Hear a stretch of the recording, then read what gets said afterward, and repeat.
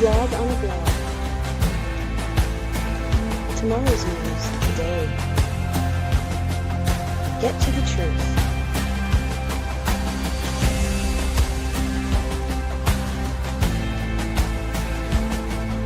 Comment, subscribe, share. Visit us at yadaya.com. Hey, we've got Deepo. Deepo, what'd you think about the Avatar? Beautiful. Did you see yourself in the mix there? Yeah, I did. I was trying to recognize myself. I was trying to picture myself there, but you're there right next to Mariah. Mariah is the one who did the voice on it. This is our new introduction to the vlog on the vlog. This is your second appearance on the vlog on the vlog. Your first was an appearance where we talked about one of your songs. Was Dust to Fire, which is, oh my goodness. I think it's the most beautiful theatrical production I have ever seen done in AI. And we celebrated that song. We might even double down and play it again before we're here, nice. because it is. And this time I promise that I won't talk all over it, because that's what I did the last time, is I talked all over it.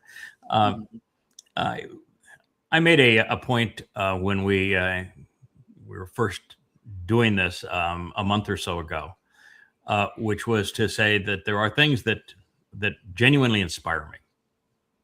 There are people that genuinely inspire me. And what you did on that song, and we're going to show 3 subsequent songs is how we're going to begin our program, inspired me. I thought that the talent was extraordinary. And I didn't just witness extraordinary talent. I just thought that the graphic video representations that you created for my wife's songs were beyond anything I had witnessed theatrically. But I know well and talk often to the people you work with when you're doing this. To Matt, to Mariah, to Leah, and to Kevin, and to others, and they love you. They just love you. They just think you are the absolute best. Every time that your name comes up, they smile and just say, "Deepo's the best." So let's begin, before we play the first song, just a little bit of your background, Deepo, because you didn't just show up on our doorstep. You actually found us in a very far away place, a place I have been to, but a long time ago, and you now call America home, but that's not where your life began. Yeah. Yes, I'm originally from Nigeria. I grew up in Nigeria. I moved in here, like less than 10 years ago. So. Back home, I've always been like, my story is like someone that is that feels like he has been fed lies, through religion, through a whole lot, and that that was looking for the truth. So that's pretty much my story. I was actually actively trying to get the truth, and I was searching, and that's how I came across yadaya.com. You came across Yada when you were in Nigeria. Yes, back in Nigeria. Yes. Yeah, and so we did have an international reach in this regard, and Nigeria is an interesting place, and that some 2/3 of the population are deeply religious Christian, and they do have some interesting twists on Christianity, but it's very deeply rooted in Christianity.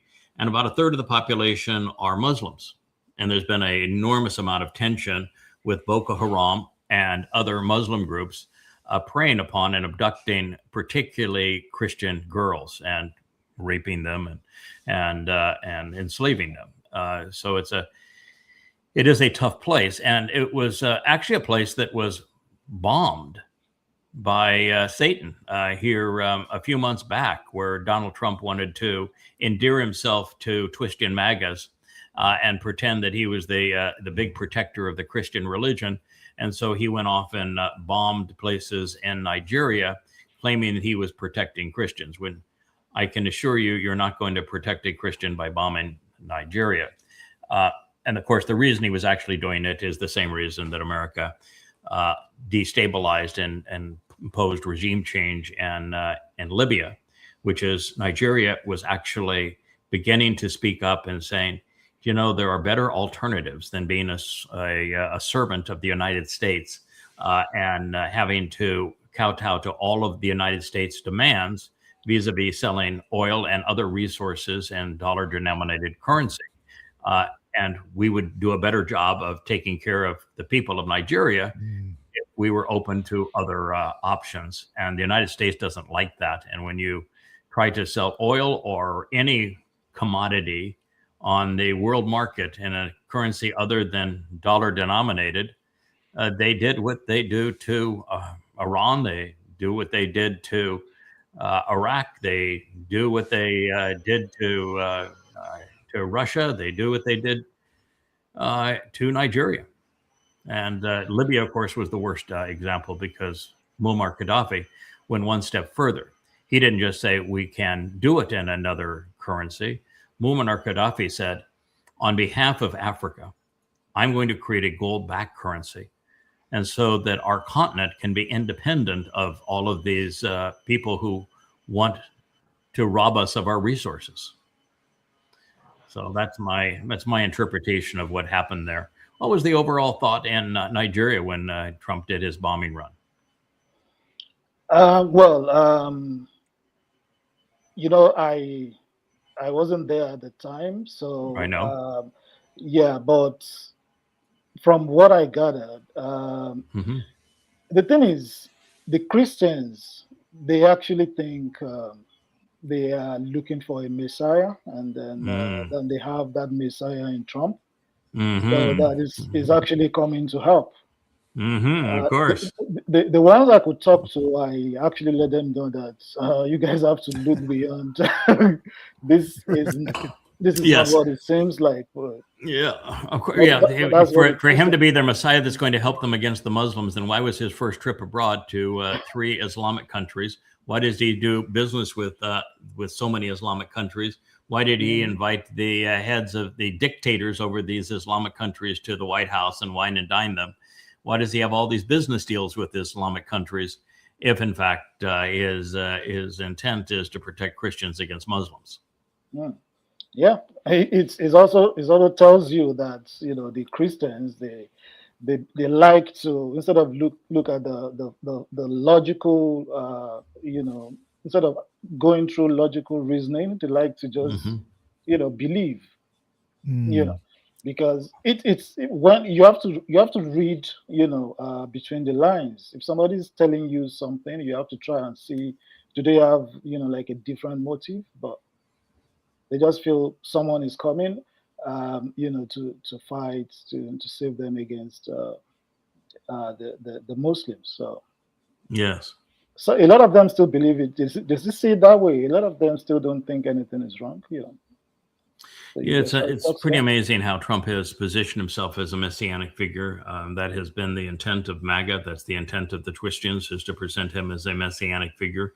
Almost all of the promotions that come out of the White House present him as messianic. He's viewed, was until recently, and at the most recent betrayal, he was promoted as a messianic figure in Israel. His most recent betrayal of Israel through signing the Memorandum of Understanding caused most Israelis to recognize he was a fraud.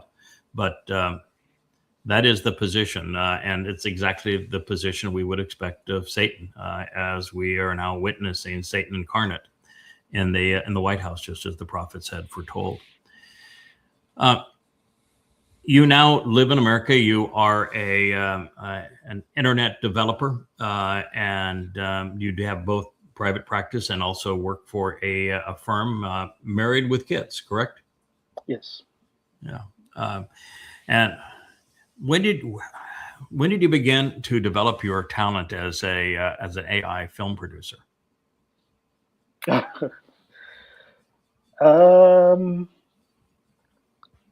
That is actually when I felt I needed to do something. I have been following you, like I said, way back. I came across Yada Yada.com like 20 years ago, and Mm. I've been reading your books. I've been, like going through all the books on the site, and at some point, I was just in the background. I was just reading the books.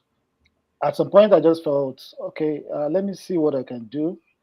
I went back on the site. I started checking how can I, do something. I thought about creating a site myself, and still talking about getting information from yada.com, and just like you had Bless here, like you had Mm-hmm. Yahawa Berit. Mm-hmm. I wanted to create mine, but I felt we can all have different sites, so it's okay. But what else can I do? So I joined. I started coming onto Blog Talk Radio. I was listening to you on Blog Talk Radio also for a long time, and I was just waiting. I'm actually an introvert, so I don't I don't like I don't mix that much. But I was just waiting and saying, okay, maybe one of these days I would be able to do something. So each time I come, I just listen to you. And when the issue of the Mother Goddess cult, when their issue happened, was, and then you said they left, the people that were handling everything left. I just felt, okay, maybe this is the time.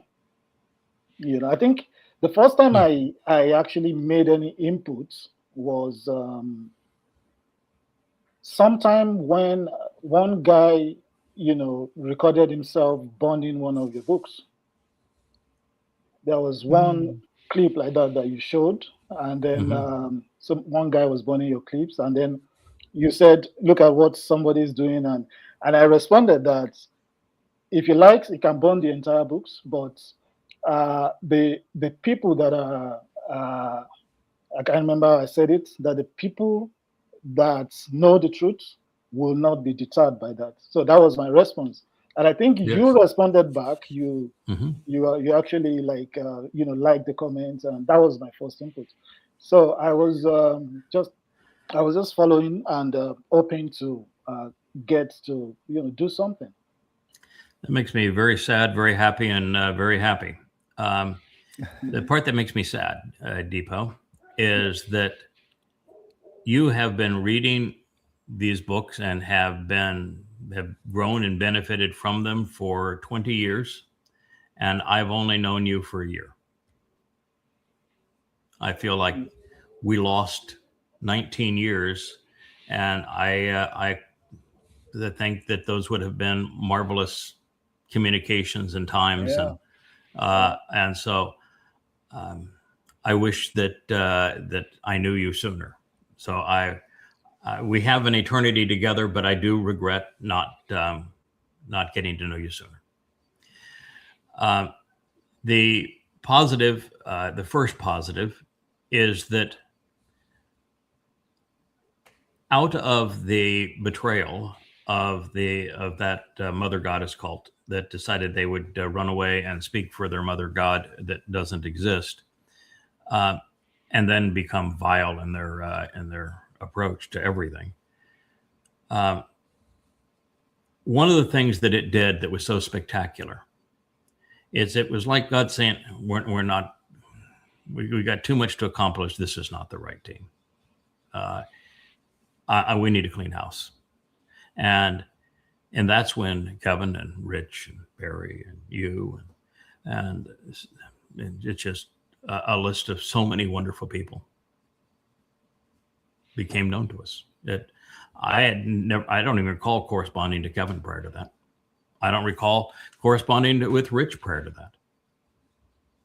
And so it was this thing that you could look at as being so bad turned out to be the ultimate good. Yeah. So you were one of the beneficiaries. We are a beneficiary of that. How about that? I think we're all beneficiaries. I think you benefit. I think we benefit. I think it's a mutual benefit. Yes. The other thing that I will say is that, well, this may not have corresponded with your decision. It sounds like you made the decision before I said this. So you did it on your own initiative. That's even better. But about 6-7 months ago, when I changed Kevin's life by coming up with the idea we should have a family page, and that everybody that was in the covenant should find a way to make a contribution, because this is the way that we show God that we're trustworthy, that we are someone whose soul he can take into 7 dimensions and go explore the universe, and most importantly, trust to raise the mortal remnant that survives, that we're people he would trust with that kind of power. And it's hard to earn that kind of trust without actually earning it and to do something. And so I came with the idea, let's all, everybody start making, whether it's a vlog, or find a place that you can make a contribution, and don't ask somebody to tell you what to do. And don't use the excuse, well, I'm not computer literate. I'm not an artist. I'm not a good speaker. Don't use, I'm an introvert. Don't use anything as an excuse. There's so much that can be done. Find a spot and do something positive. And of course, it has generated that family page, which will, it's still up, but from the link that we have to it, as opposed to direct from the site, Joe is revamping the site with a much more robust administration tool. And so when that's done sometime in a week from now, I think the family page will be live on the website. But it is a beautiful thing. And your contribution has, if you participate here on the blog, has been in the graphics of the songs that you've created. So this was a skill set that you developed in concert with doing exactly what you're doing. Yeah, pretty much, because I've been used to, as a developer, I've had to do, I've had to design stuff, and but not necessarily. I did when I started. What I did was actually to create some videos on. I was trying to teach people how to code, how to write programs. So I did it like a cartoon kind of series. Oh, okay. So like an avatar doing programming. Yeah, so I did that, and so that's actually how I started. And then I was doing that. I was posting it, and then I just said, yeah, I can do this, because there is a lot of information on yadaya.com, and I said, I can actually just adapt this. And I started with on yadaya.com. I started with the timeline. I looked at the timeline page, and I saw that I think I counted about 94, distinct sections. So my original plan was to make like 1-minute videos, graphic videos, telling the story of each one of those timeline points. So that's how I actually started. Yeah. Okay, I would tell you that if so long as Leah is not listening now, we'll talk softly in case she's listening, because if I were to pull you away from creating the graphics for the song, I'd be sleeping in the house next door. You wouldn't eat for a week. Yes, I would. Yeah, I wouldn't eat for a week, which probably be good for me. But we don't want to upset Leah. Creating videos for the highlights of that timeline, so that some of them are not just graphics, and some of the graphics, by the way, we need to improve. It got like you and Leah and others were creating graphics for the timeline, and we got to a certain point and they just stopped creating them, and I ended up being the one who filled in the remaining graphics, and I have no talent in that area whatsoever. So we do need to finish some of those graphics down the timeline. But if we had a dozen or score of the most interesting moments on that timeline as a video, oh my goodness, it would be so much better. So I would, so long as it's just between the two of us, I would love to see that. Leah is quite jealous of the people that she loves, and so I have to be really quiet here. So we'll speak quietly. But that is a tremendous idea, and it would be greatly appreciated. And I can assure you they'd be incorporated immediately and enjoyed by all. Yeah, in fact, one of the things I'm just on that timeline that trying to get Joe to take that original calendar that he did long ago, that we now have incorporated into the Shauna Years volume of Yada Yawa, but to take that calendar and make it, in addition to being in the Shauna Years book, but also as a link from the timeline page. You know, we have the counters, but the counter isn't to every individual date that we want to be celebrating. Yeah, so I would love to have all of that calendar presented through 2033, and I know he's going to do it one of these days. But I'd love to see it. All right, so with all of this, we're going to start with To Israel. That's the one you want to start with? Yes. Okay, and just as an introduction to that song, you and Leah were given a tremendous challenge that is so enormously difficult for that song. And that is that two things. Number one, I wrote the lyrics, and I'm not a songwriter. And I wrote the lyrics with a cadence and with rhyme.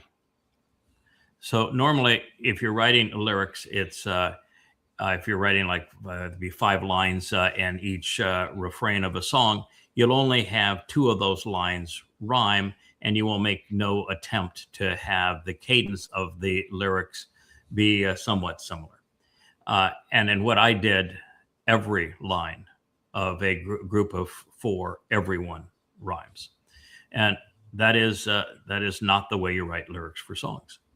And so that made it difficult to produce a song when it was written as poetry, not as lyrics for a song. The second part is the voice is Yahweh's. And so you can do a lot of voices, but doing God's voice is pretty darn hard. And so since you can't do God's voice, what you're trying to do is come up with a lyricist that is distinct from God, but yet highly credible and still attractive. And so it's this realization you cannot do God's voice, but you're trying to create a voice that's respectful of who he is.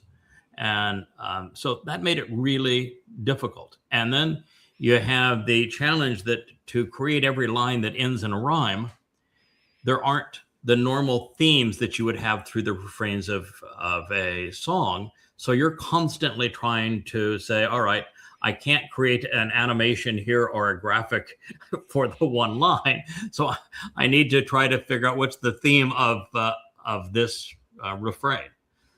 So both of the songs we're going to play on Yahweh's Name, well, they are favorites of mine because I think the message is so vital for Israel to hear, because Israel wrote God out of their lives. They wrote Yahweh's name out of their name. They became Jews as opposed to Yehudim. Yehudim means beloved of Yah. It's Yahweh's name and Dod's name. And they wrote Yahweh's name out of his Torah and out of their Talmud and really out of their lives. And so restoring Yahweh's name and restoring Dod's reputation are the 2 most important things we do. And so I love the songs and I love the lyric because I think they're essential listening and watching for Israel. But I also appreciate the level of challenge that I gave you. Yeah, it's something that that needed to be done. I think that's the transcript of that song. I think you You actually read it out sometime. I did. One of these shows. Yeah, I did. that was before even the song was created, because I did. I know I read that Yes. thing before. So yeah, Yes. it's Yeah. In it's, fact, it's a I've done it message twice. that needs to I've be gone passed. through it twice, and Yeah, um, it's and a message that obviously, needs to be passed. yes. And rather than being my voice speaking on behalf of Yahweh, they've done the song as a real song, which makes it much more emotional and I think powerful. So let's play it. Is there any further introduction you'd like to make before we see it? Well, I would just say, Israel needs to listen to this, because it's funny that even their prime minister's, name, there is Yah in that name, and they don't Yes. seem to even understand, what that means. So they need to. Yeah, they need to, and they have come up with all sorts of religious excuses for writing it out of their lives. But they claim to be Torah observant, and yet the third statement on that second tablet says that the negation of Yahweh's name is unforgivable, and to have written it out of their lot, to have replaced it and taken it out of Judaism and out of their name, is committing the offense that is unforgivable in the third statement, Yahweh etched in stone. So there is no return for Israel. God has divorced them. He is in Shamaim, and he is not returning until they return to him. And that return is impossible prior to them embracing his name. That isn't all they need to do, but that is an essential first step, is to embrace his name. It makes it very important. I think this is the one that actually begins with the Paleo-Hebrew inscription on the rock. And the letters, for those who do not know, the original alphabet in Hebrew was a pictographic alphabet, where even if you were not literate, you could make out the meaning of the words by looking at the letters that comprise those words. And Yahweh's name is written right to left as a hand reaching, the arm and hand, the upper arm reaching down, the forearm reaching out with an open hand to us.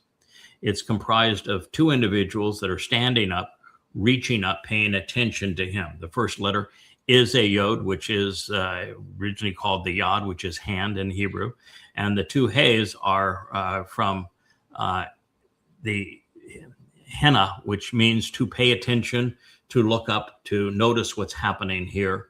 So there are two people looking up, noticing and being observant of God. They are standing on either side of what was drawn as a tent peg. The tent peg was essential during that time because it was what you used to secure the tent, like the tent of the witness, but also the tent that's your home. To enlarge it and secure it was all based on the quality of that tent peg. And looking at the most ancient evidences of that alphabet years ago, and it was just actually a year ago with Joe being here, we refined those letters so that we have a much more accurate depiction of how they were drawn and what they represent. And then what you show, which I think is theatrical magic, is you show the name written in stone, which is what Yahweh did, and then it evaporating it, erasing it, going away. It's very dramatic. And you showed the original settlement that was Jerusalem a long time ago. So, Kevin, would you mind winding it up for us, oh Disc Master? Here we go. Yehovah is my name. To Israel I came.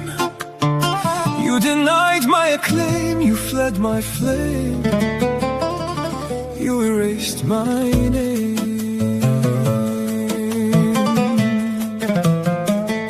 When I was your God and thou your king, there was a different song to sing. To the Goyim you did not cling. You were shielded from their sting. Isolated and hated, you are battered. Your dreams are shattered, the nation is tattered. My words have not mattered. It is all there in the Mikre.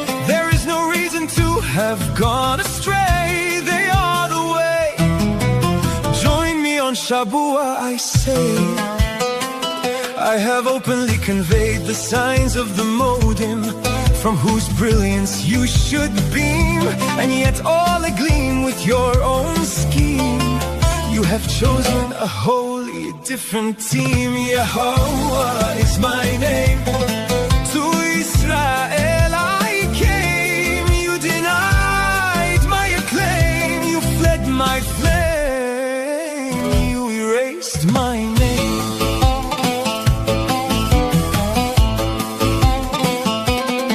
With doubt as your Messiah, as foretold in Isaiah, you are not a pariah. Have you read Jeremiah?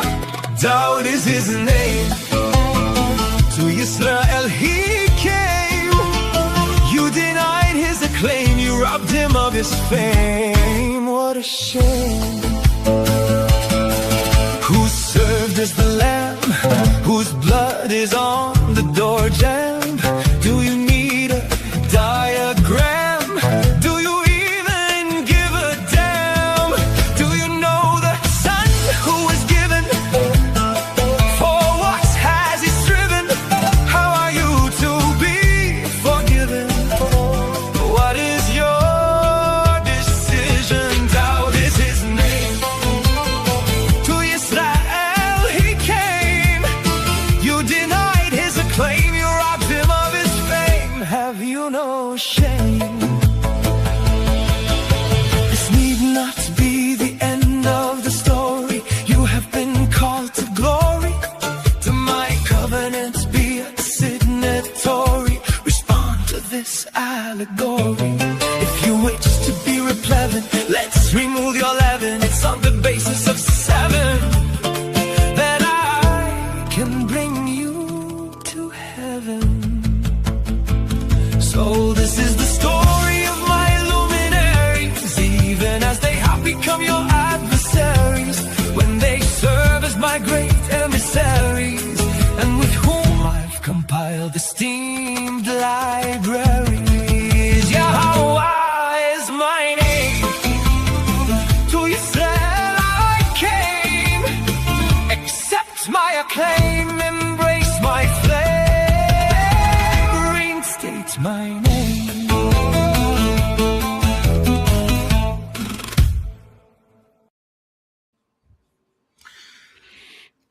I don't know if my first and overall reaction is just simple appreciation, if it's respect, or even deeper love, admiration.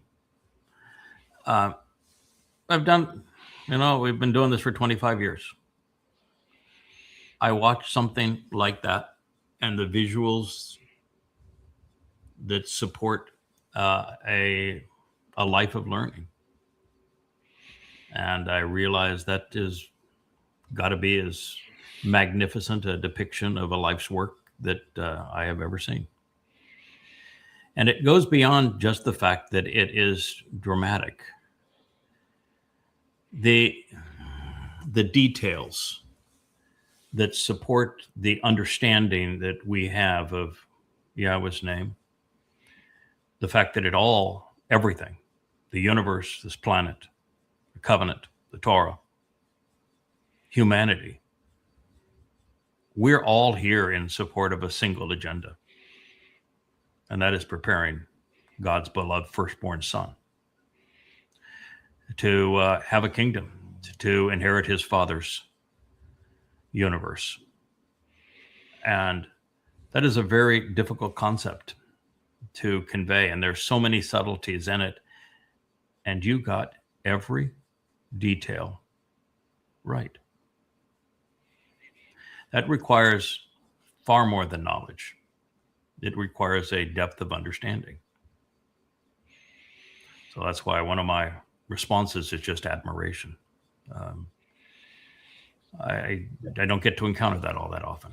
Somebody that has that level of understanding. But that's what you have. We got all the information from you. Yeah. Okay. I mean, I certainly wrote it. I certainly shared it. I everything that you displayed there, I agree with. It's another thing to know that you were successful at sharing what you learned with somebody that it took it right to heart and was able to express it that beautifully.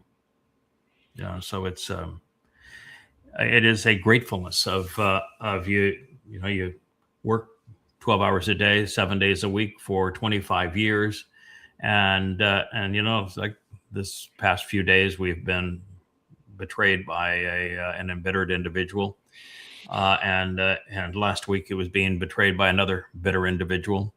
And sometimes, you know, it's hollow and it's frustrating and it's empty, and you say, oh my God, I mean, these people I was so kind to, tried to do so much for, and to be thanked by them vomiting on me, I really appreciate it.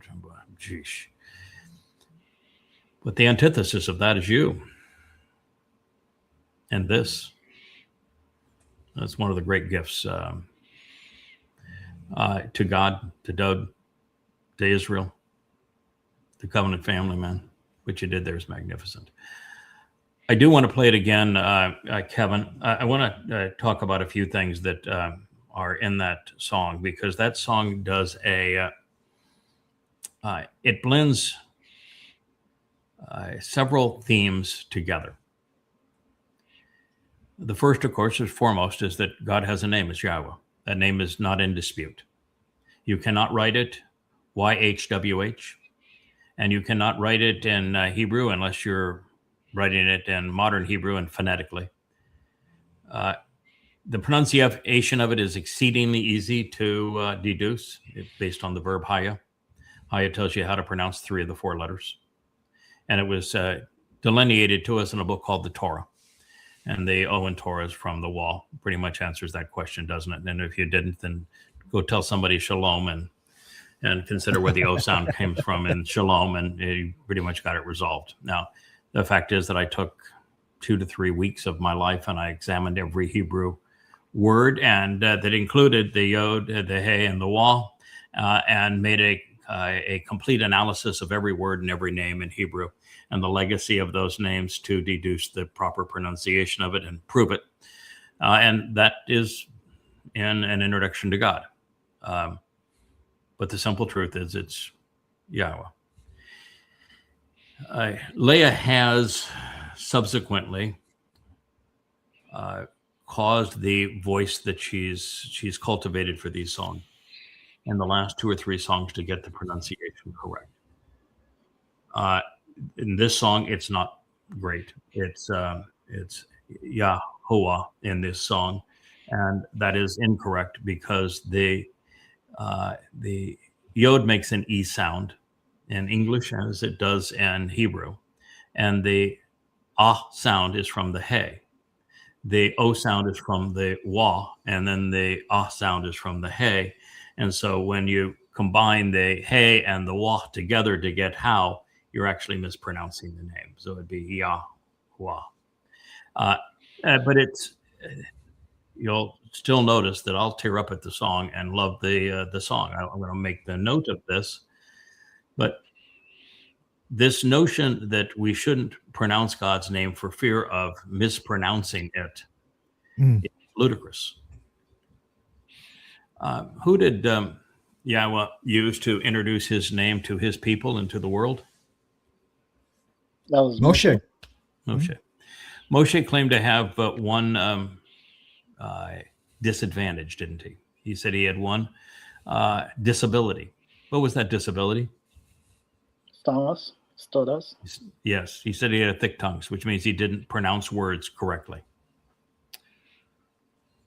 So we want to put those 2 things together? I mean, it doesn't take a genius to make that connection. Could God have chosen a man who stammered, who had a thick tongue, to introduce his name to the world if his concern was it not being pronounced perfectly?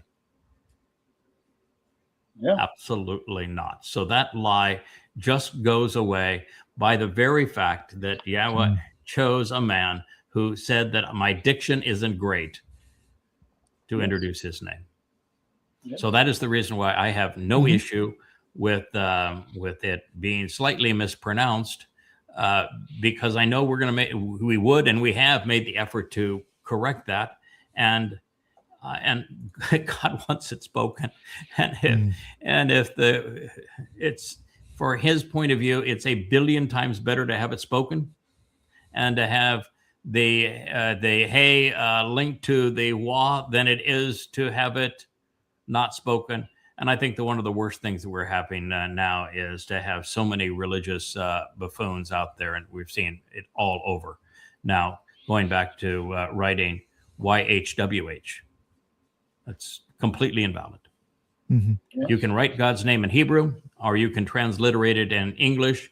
You are not transliterating it when you write YHWH. It is inexcusable, and it is erasing Yahweh's name. It is in direct conflict with the instruction that God gave us. By the way, guess who just walked in the room? So we may be in the doghouse talking about the timeline. But don't tell her. She might not have been listening to that part of the show. She's chuckling over there.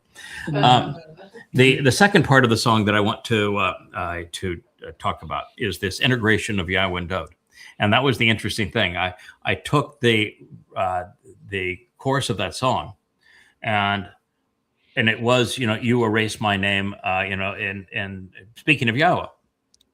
But then it transitions to being Dode.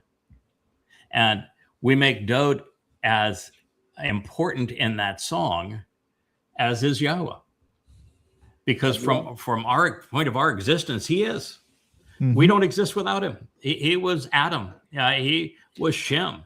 He is the firstborn, the Messiah, the Savior. The most popular religion on earth today exists by robbing Dode of his titles, his achievements, and his everything. And, it's just this great crime.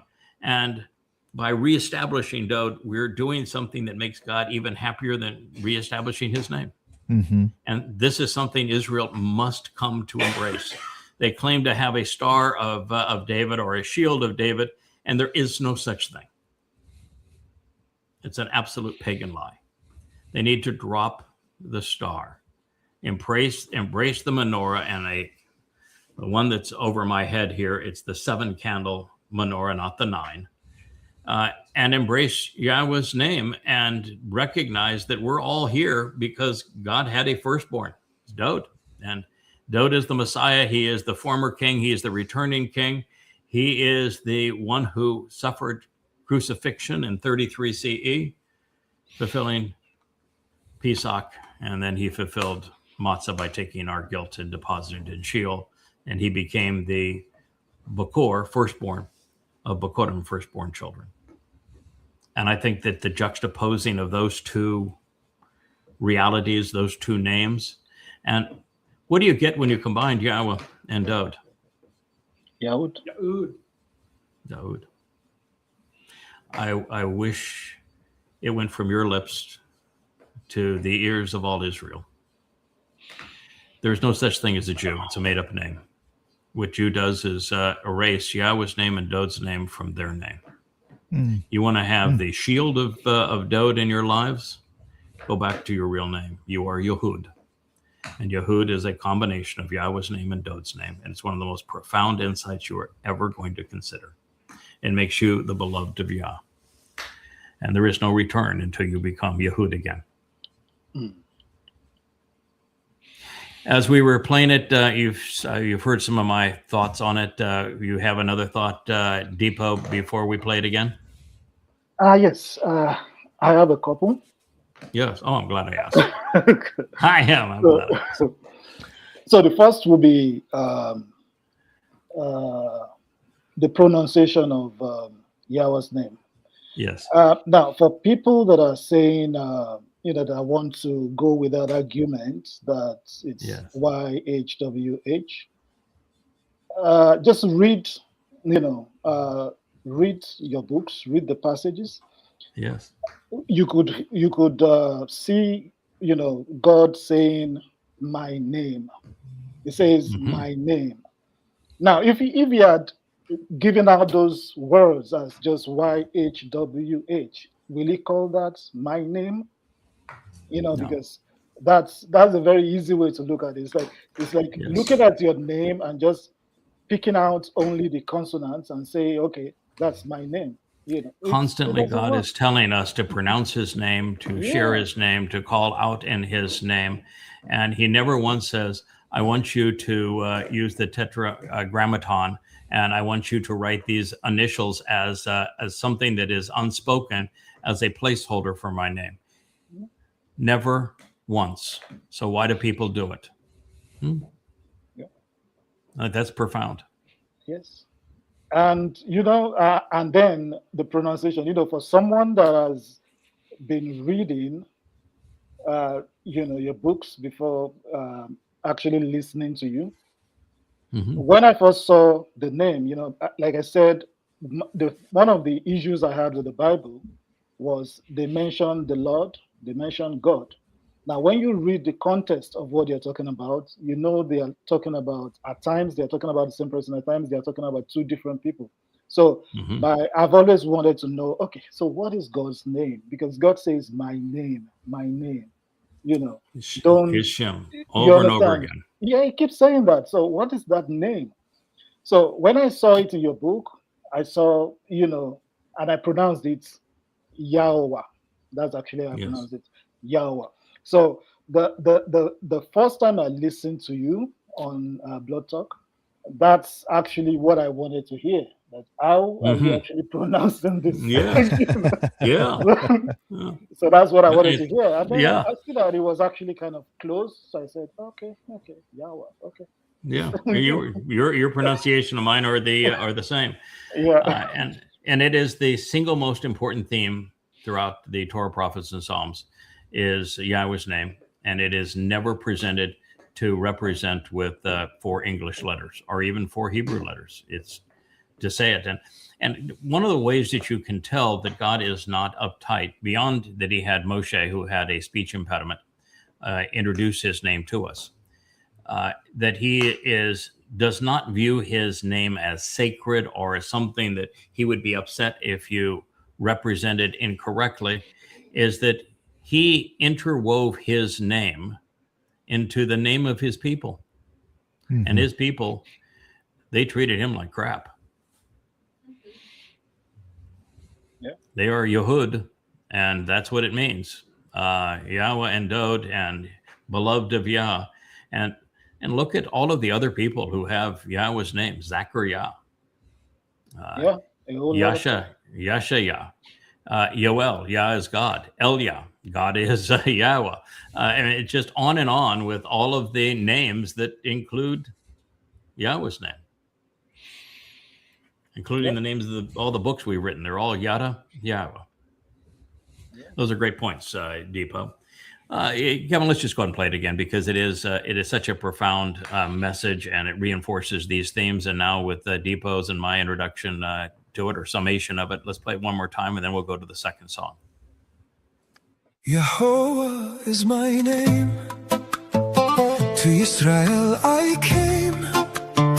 You denied my acclaim. You fled my flame. You erased my name. When I was your God and thou your king, there was a different song to sing.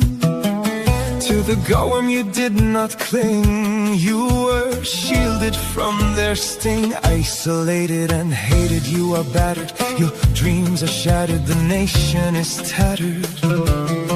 My words have not mattered. It is all there in the Mikre. There is no reason to have gone astray. They are the way. Join me on Shabua, I say.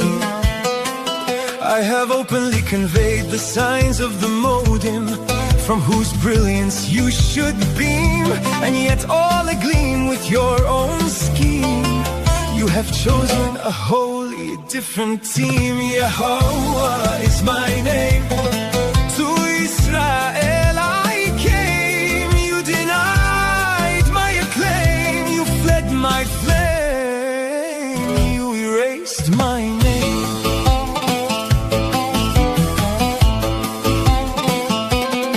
With doubt as your Messiah,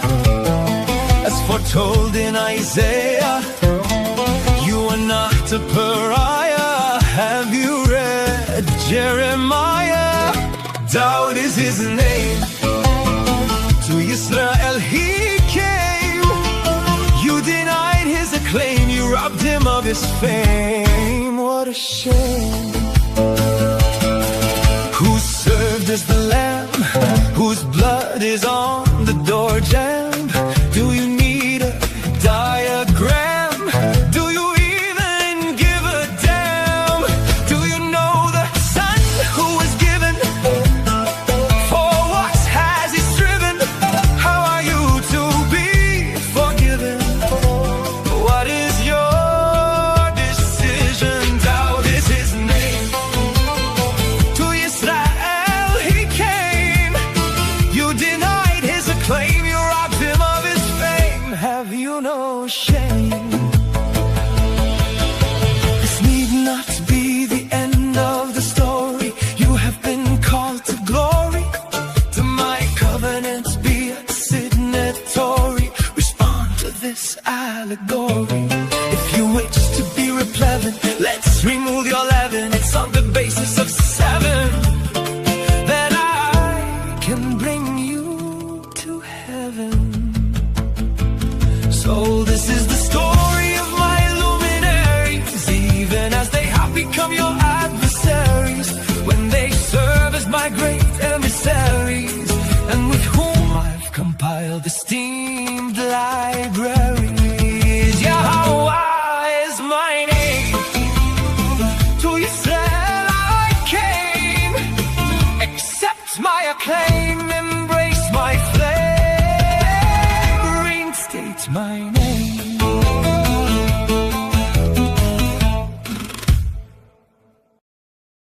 Deepo, my friend, we could talk about the elements of that song and do 10 of these shows, maybe 100 of these shows.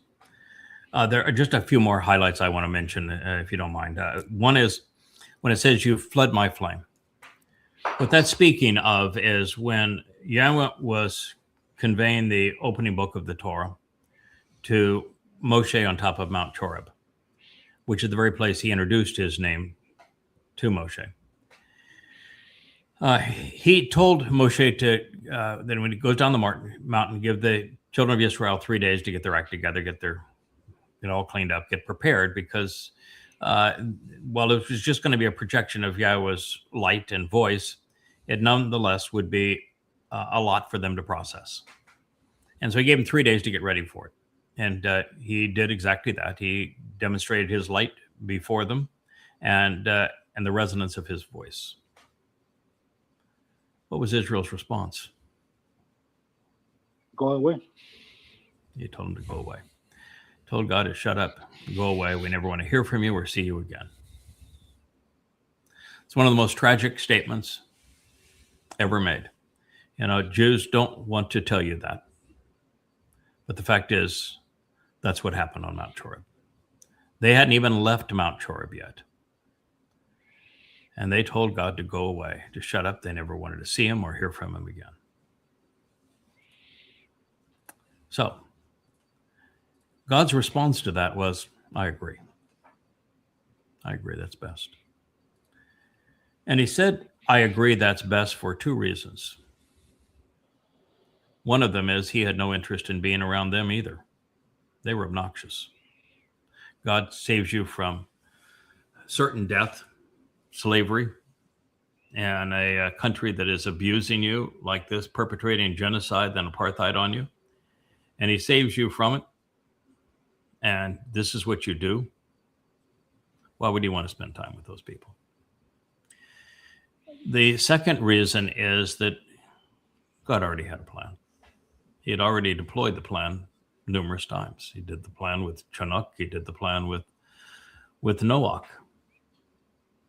In fact, the plan was in play with Amram and Jochebed with Moshe's birth, and was materialized with Eldad and Midod during Moshe's meltdown. God already had a plan. And God's plan was, I have souls that I can work with, I can rely on, I enjoy these souls, and I'm going to redeploy these souls. And that was his plan. Now, how does that bring us to today? Is because, well, God has redeployed 2 of those souls to create the homecoming for the soul that he cares the most about, that of his beloved son, Dode. This time, it has to resonate with enough people for there to be 2 harvests and for them to be a mortal remnant. And so this time, those 2 individuals can't do it alone. I don't care how dedicated they are. God needs to have a family of souls that are engaged, devoted, consistent, mature, responsible, reliable, that he can count on.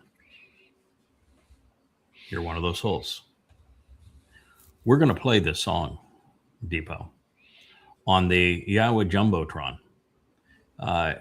In the book of, I don't know if it's Yoel or is it in, I think it's in Yoel, could be Zechariah. There is a depiction of a very large, 30-foot long Jumbotron.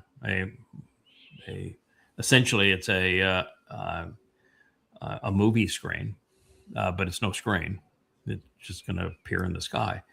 That's going to convey these songs and I think significant portions of the Torah, prophets, and Psalms, and analysis and yada yada. That's going to support what we're going to be saying. And I picture you and I just standing arm in arm right there with that plane above our heads. That's good. That's a picture. And I picture a whole lot of smiling faces. Not so in the audience, but they might be throwing sticks and stones at us. But and the people that matter, I see a lot of smiling faces. I see one of those smiling faces is God's, the other one's Dode. So that's one point I wanted to make. The other point I wanted to make is that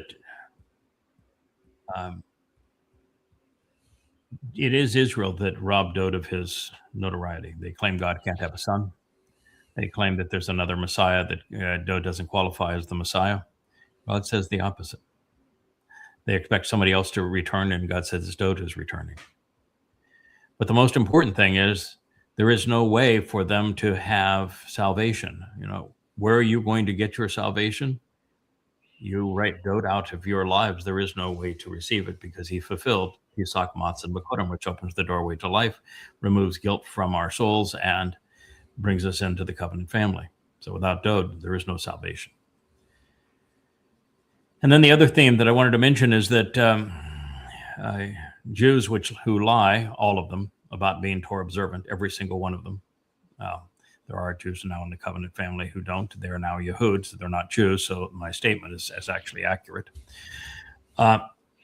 Say that they are celebrating the Jewish holidays, but they aren't Jewish holidays. They're Yahweh's Moedim, restoring witnesses of the eternal testimony. And they begin the year with a 7-day observance of Passover, but Passover is not 7 days, it's 1 day.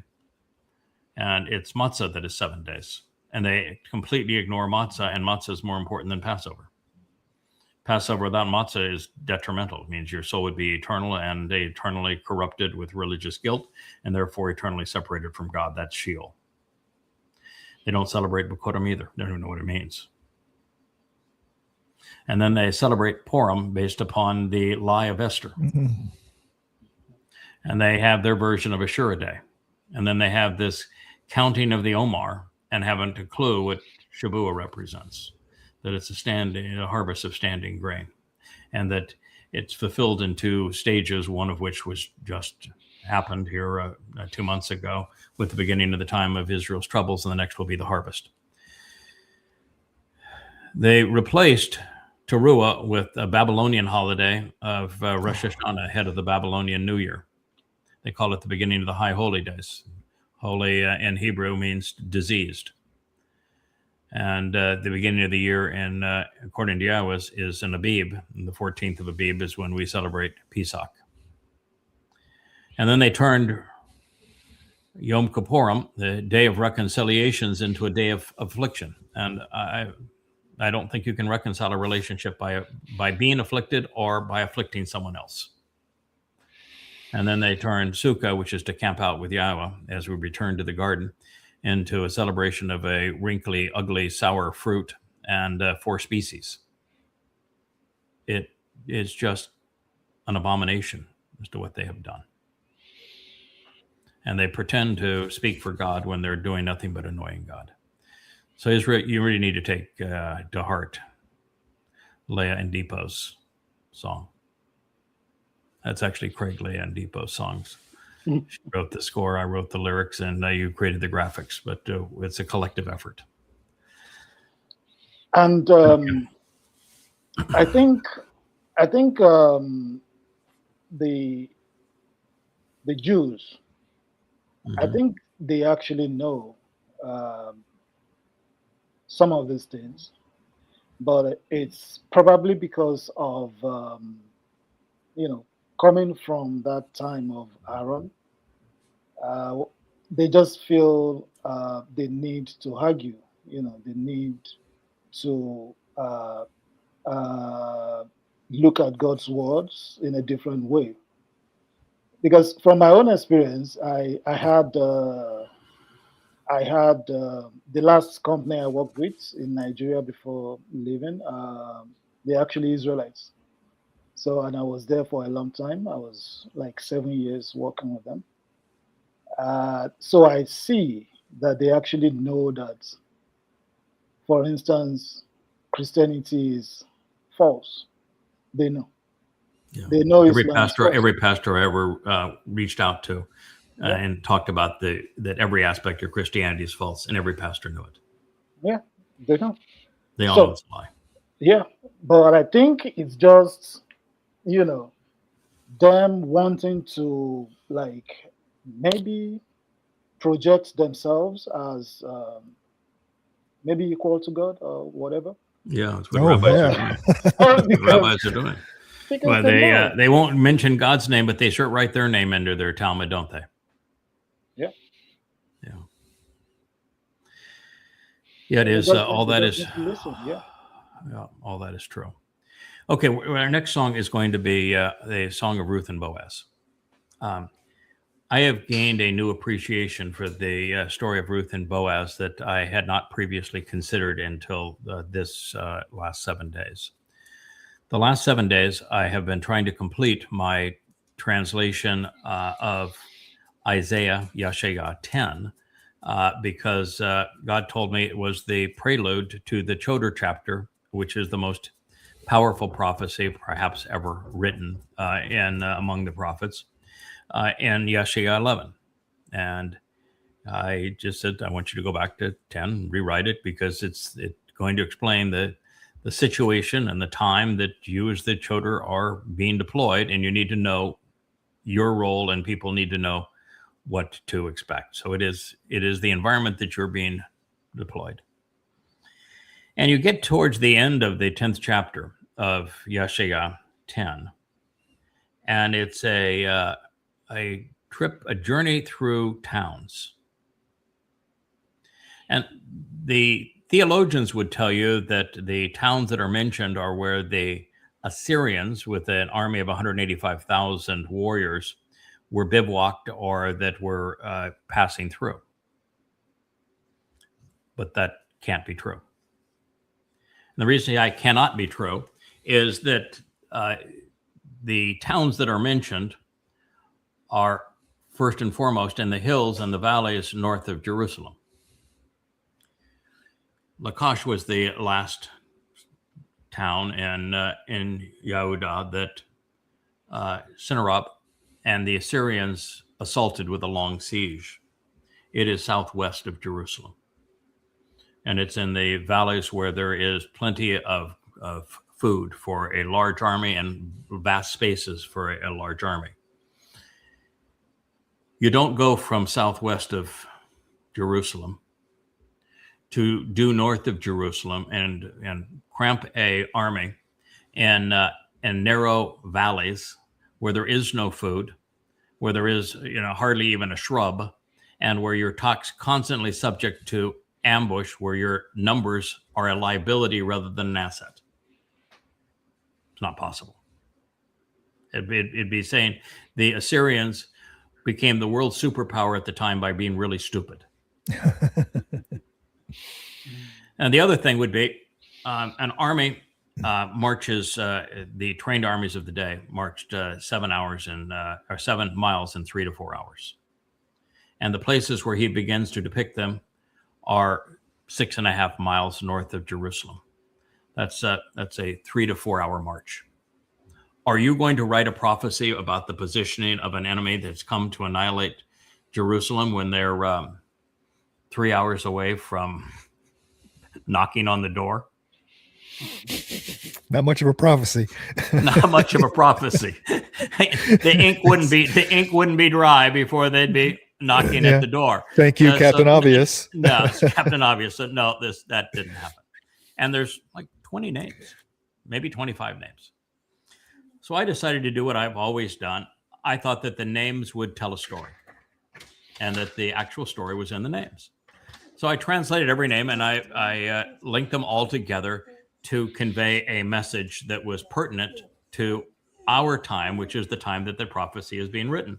And every one after another, you say, boy, this will be the next one. This one will trip me up. I'm going to have to admit that I finally run into a roadblock here, but nope, they just get better and better. Yeah. So what that leads me to is the emphasis on a town called Geba. And Geba probably doesn't mean anything to many people. You ever heard of Geba? Maybe. Is that Giba or Gibbon or something? Is it Giba? It's Geba. Yeah, Geba. Yeah, it's written two different ways with I think it's an ain at the end of it, and the other one's with the hay at the end of it.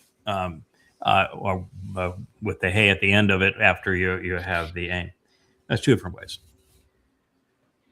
Geba is the worst story in the history of Israel. The story of what happened in Geba is told in the 19th chapter of Shaphat Judges. And it ends with a civil war based upon what happened in Geba. And that's the last word of the book of Shaphat Judges. Now I'm going to tell you what happened. And then I'm going to tell you what is the next word that we find from Yahweh after the book of Shaphat Judges. Do you know what it is? No. That's talking about the part. We're talking about your song now. I'm introducing your song. What do you think the next word that Yahweh spoke after the book of Judges ends? He said he's going to give them Kinsman Redeemer. In other words, the remedy for what happened in Geba is in the book of Ruth.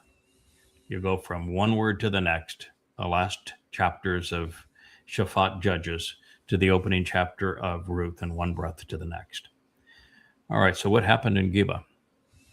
It starts also in Bethlehem, which is the featured town, isn't it, of the song that Leah's song that you created the graphics and visuals for. That transpires in Bethlehem, although it actually begins in Moab, and the story that takes place in Geba actually begins in Ephraim, and the man goes to Bethlehem. So both are stories that begin outside of Bethlehem with the journey to Bethlehem, and then leaving Bethlehem. And this is a man who's a Loi, and he has a paramour, a concubine. Which means that he has more than one wife, and this wife has lower status than another wife, is what it means. So she's either paramour or concubine, whichever one you want to say. And she felt that what was good for the goose was good for the gander. In other words, if he had multiple sex partners, why not her? So she solicits some other man And when she does that, she says, that can get me in a lot of trouble here. This is kind of then this community. So she ran home to Dad in Bethlehem, and Dad took her back in. And so the Lowy went down there to get her back. And the man who was the father of this woman, who was both presented as a prostitute and as a paramour or concubine, is overjoyed by the Lowy arriving, thinks, this would be, get this woman out of my hair. Now she's unsalvageable because she's no longer a virgin, and she's now associated with prostitution. Oh my God, you got this guy that wants to take you. And he wined and dined him and said, absolutely. He was having a celebration of getting rid of his daughter. But most people don't understand why he was so ecstatic about this, but that was the reason. It was selfishness, not genuineness, because the man, the Lowy, was a creep. He was a real creep. I mean, creep with the capital K. How about that? He then walked back with her. He's got a Na'ar with him that we never hear from in the story. We just announced that he's there. And he has which is a very loud-spoken person that doesn't take garbage lightly, doesn't suffer fools well. And he has a couple of donkeys, asses with him. And they are heading back to Ephraim, to the hill country of Ephraim. And they are passing through places, and they decide that they're going to spend the night in Geba. And when they get to Geba, no one will offer them any hospitality, so they're out there in the courtyard. And a man comes from the fields, who is also from the area of Ephraim, and he decides that he would take them in. And you say, oh, well, there's a good Samaritan there. What a lovely story. No, he's a scoundrel with a capital scoundrel. They eat and drink and have a good time that night, and the residents of Geba, they're Benjamites, they start pounding down the door, and they want to rape the old man that's the Lowy. They're pounding down the door because they want to rape the Lowy. And so the man who owns the home in Geba goes out to him and said, no, that's a disgusting thing. It's reprehensible what you're trying to do. Absolutely unacceptable. Stop it. Instead, I have a virgin daughter. Take her. Go rape my virgin daughter. You can do anything you want to her. And this man came with his paramour. Rape her too.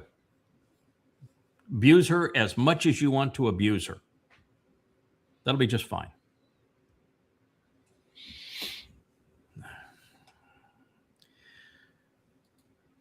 So after they've put on their Muslim garb, the Lowy.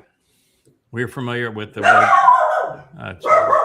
Wookie is guarding the house. Wookie, please. It's the male lady that has come, and Wookie is, boss man. You don't come to my house. I thought he just liked the Lowy. He just liked the Lowy. Let me tell you about the Lowy. Yeah, he's barking at. We have the nicest male lady. They are just absolute sweethearts on this island. So anyway, so you ever remember the term shazak? It means to be firm, to be even harsh. Twice it's used in conjunction with the Lowy. But it wasn't against the community of Benjamites banging the door, trying to rape him. It was towards his woman, this woman who was his paramour. He grabbed her that way, and he hurled her out to the street, where she was raped to death. Well, he went back in the house and slept. In the morning, she has managed to crawl back to the threshold of the house, has her hand on the threshold, and she's dead. She's been raped to death. Tried to get back in the house, and they were all asleep. They couldn't be bothered. He decides he wants now to go off and leave for the high country of Ephraim. He opens the door, sees her there, and says, "Stand up. I want to walk. Get up. Let's get going. No, I'm sorry. No. Are you okay? And she's dead. And he tosses her on the back of his ass, takes her back to the high country of Ephraim, where he dismembers her, cuts her into 12 pieces, and distributes those 12 pieces around Israel. And it prompts a civil war in Israel. And it's called the most despicable act that had ever been witnessed among Israelites.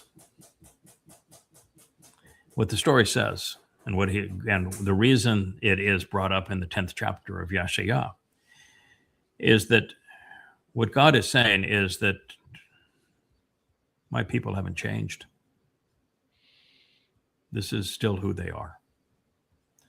From the Lowy to the man who attempted to show some hospitality as fathers, as husbands. This is how they treat people. And what he's doing is trying to set the parameters so that we have an appreciation of what we're up against. You may have noticed in the last month or so that my demeanor has changed in these programs. I'm not soliciting anybody. And I am no longer accommodating at all. I know what we're up against. I know what is being asked of us. I know who we're going to have to deal with. And this is a situation where if you're not real, you don't belong. It's got to be men and women of backbone and character, or not at all. The last thing I want to be doing with all we have to endure is to have any one of us looking over our shoulders wondering if somebody's trying to undermine us from the back. This is what we're up against. He's trying to set the parameters on what our expectations should be for that final remnant. And what he's telling us is there was no one, not a soul within Israel that he could work with that could save Israel from themselves. That's what he's telling us. And that is why you turn the page and you've got this Amma who comes from Moab. And she gives the greatest speech of all time. And then she announces that she is the Amma. She is the most productive of mothers. She's going to give new life to Israel. And then she announces she's going to deliver the kinsman redeemer in conjunction with Boaz. And so you went from a sexually perverted story to the most sensuous love story of all of God's stories. You go from hate to love. You go from isolation to redemption. One page to the next. That, my friend, is the basis for the story of Ruth and Boaz. That Leah created the score, most of the lyrics based upon my translations, but she created the score and it's beautiful. And you created the graphics.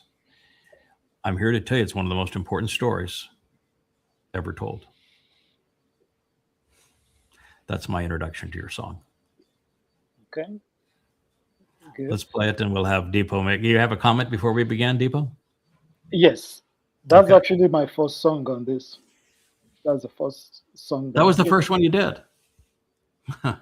And interestingly, Mhm. I did it around the time of Shabua. Wow. It was Wow. around that time. I did it. I stayed awake. I needed to, finish this. Yeah.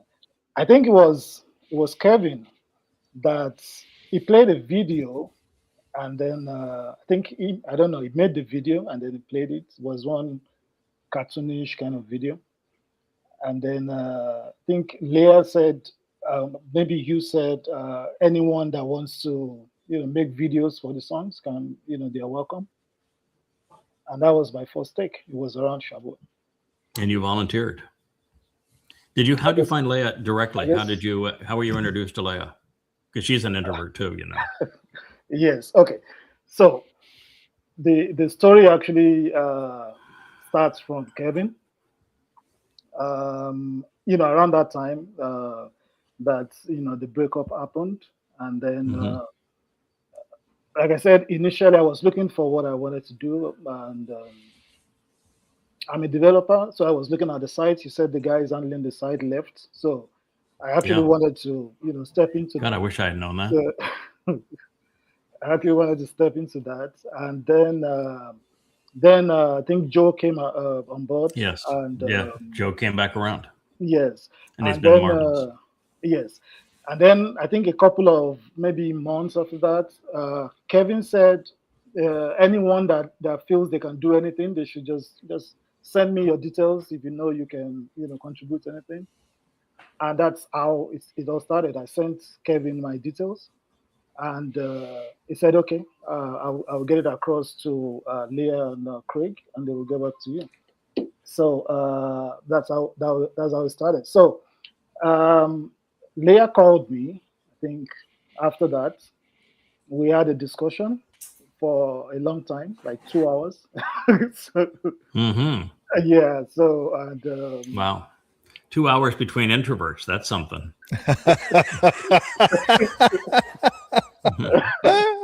yeah, Mhm. Mhm. and I could see that she is really very, very knowledgeable, and Mhm. the discussion was just flowing, and and that's it. That's it. After that, I think a couple of weeks after that, she asked me to work on the on Kirk's glossary. You Oh, know, really? Okay. yeah, Wow. I worked on the glossary. Wow. Okay. I put it together. I know a lot of people worked on it, but I think I was probably the last person that worked on it. Put generated because I saw that we had the most of the information that is needed in Excel, and we needed to go to Strong's site, and confirm some things, the Strong's numbers, and check, and then generate Yep. that into a Word document that had all of the Mhm. glossary. So I actually did Yeah. that. That was the first thing Oh, I did. wow. Wow. Okay. Yeah. Yeah, we've still got an issue with that, and Perry's trying to deal with it on and off, and that is when we're doing the superscripts. The Mm. program that Joe wrote to create the superscripts for the book has about a 50% accuracy, so it's certainly not working. I think the superscripts are a great idea, but we either have to go back to the apostrophes or get it right, and we got to figure out a better way to get it right. And it's not easy because the transliterations of words. There are some 20 Hebrew words that are transliterated identically, but their meaning is very different if it's an aleph or an a, and so it's not an easy task. So it's still something that it needs to be programmed such that we can deal with the program the overall result and then deal with the discrepancies in a different way. Yeah, and it's about that time, Depot, that I started hearing Depot this, Depot that. Oh, you can't believe what Depot did. I'm talking to Depot. No, I'm working with Depot. No, you can't have Depot. I'd like to meet this Depot fellow. No, you can't. He's mine. I'm, you were being coveted by many people. So yes, that's when I began to hear your name, and in fact, I even sent you a message on the yada yada saying that I'm hearing a lot about you, pal. I would certainly like to meet Yeah. you sometime. Yeah, okay. Is there a way we can get together? And I want to celebrate the song that you had written, which was Dust to Fire. Anyway, let's play. Unless you have another thought on Ruth before we go. No. Okay, yeah. Let me Yeah. just mention that on the glossary project, that was also the first time I met Moya. We spoke on phone as well. Oh yeah, We- she's a sweetheart, isn't she? yeah, so She's that a was, go-getter, man. I that wouldn't want to was cross that woman. gave She me, also is one that knows her material. She, in fact, knows is not the right term with Mariah. She understands. Mhm. She really understands this material. Yeah. So she Yeah, gave she's me got the character too. details about the glossary. This is what we have to do, Yes. and yeah. Yeah. hmm Wow. Okay. So let's let her spin there, Spinmeister.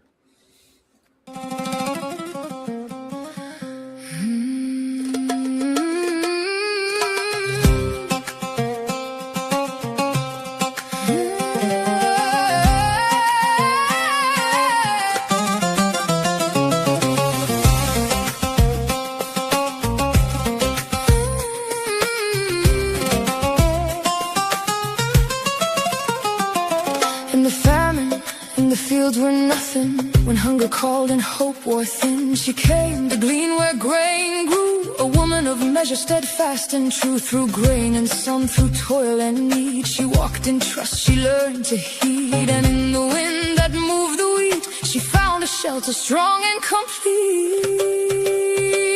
I will go where you go, where you settle I will remain. Your people be my people, let your Elohim remember my name. Where you are, a memorial will be there. I will go where you call me, to the family for doubt's sake, for the one who redeems and gathers us in Yahweh's name. Yahweh's name. Boaz stood as a tower of strength, kindness measured wide in length. He saw the gleaner in the field, and by his word her fear was healed. He spread his wings of cover and shown her peace, a covenant of quiet release. And over grain and overnight, he turned her labor into light. I will go where you go, where you settle I will remain. Your people be my people, let your Elohim remember my name. Where you are, a memorial will be there. I will go where you call me, to the family for doubt's sake, for the one who redeems and gathers us in Yahweh's name.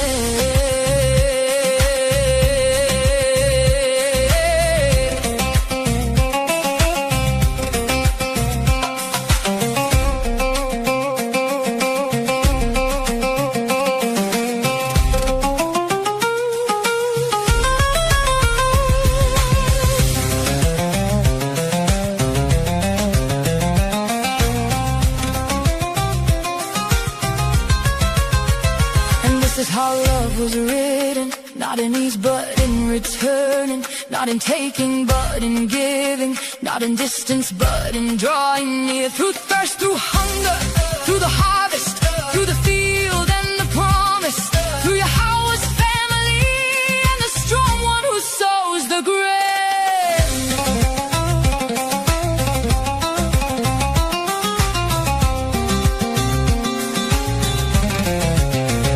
Kinsmen come in thunder, let the covenant be like a rainbow sea. Let Yahweh's name be lifted bodily, bright and clear, pure and clean. For doubt sings of knowing and healing, of a Father who calls us near. And root with Boaz stands as a witness, love made flesh and truth made clear. I will go where you go, where you settle I will remain. Your people be my people, let your Elohim remember my name. Where you are, a memorial will be there. I will go where you call me, to the family for doubt's sake, for the one who redeems and gathers us in Yahweh's name.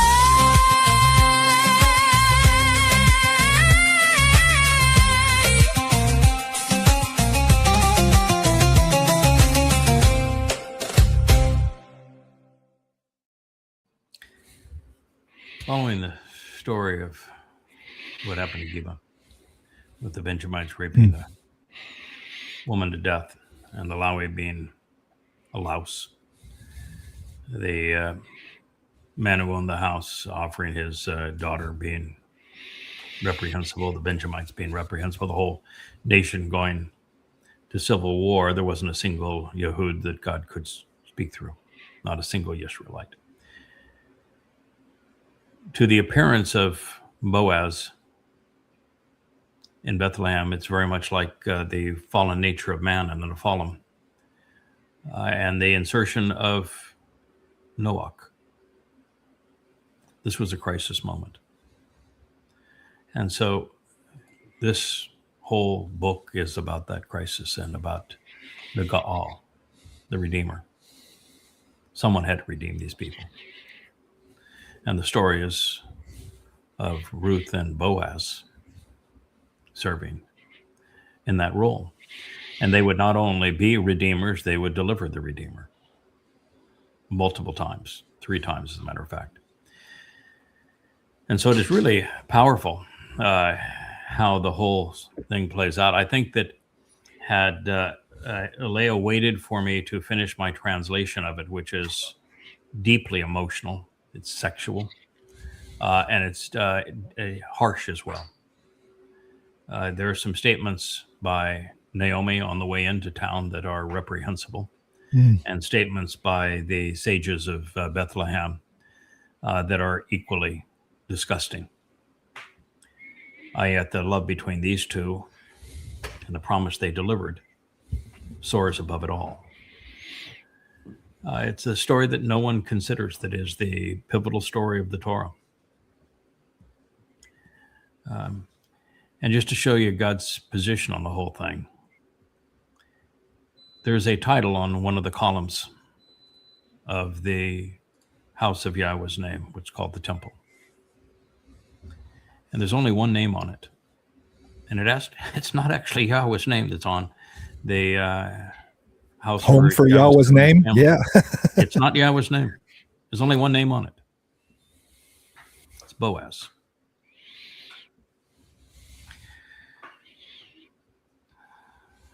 Because Boaz made it possible for the restoration of Dod's relationship with Yahweh. So that he made it possible for Dod to fulfill the Moedim of Pesach, Matzah, and Bikurim. And so that's why his name is there. So that's the man that you were writing about and the woman who was singing. I think pardon? I said he's the recurring one, it's the one that he is the recurring one. In fact, we didn't go there until we were into the last word picture, 31st Mashal.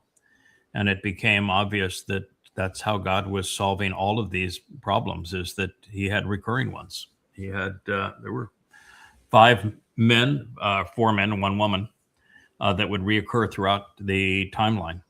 And that is how he resolved the most formidable crises that humanity would suffer.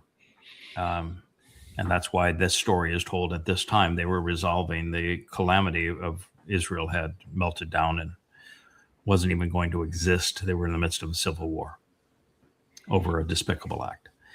And so the answer was Boaz and Ruth. I think if Leah had waited for me to have finished that translation, she probably would not have written the line, "May your Elohim remember my name." For a couple of reasons. One is that she is the central woman in God's story, so God obviously knows her name. And her name isn't really all that important. Her role is, and her titles are. In fact, if you look at Dod, his name is a title. You look at Boaz, with strength, his name is a title. Ruth is a title, it's shepherdess.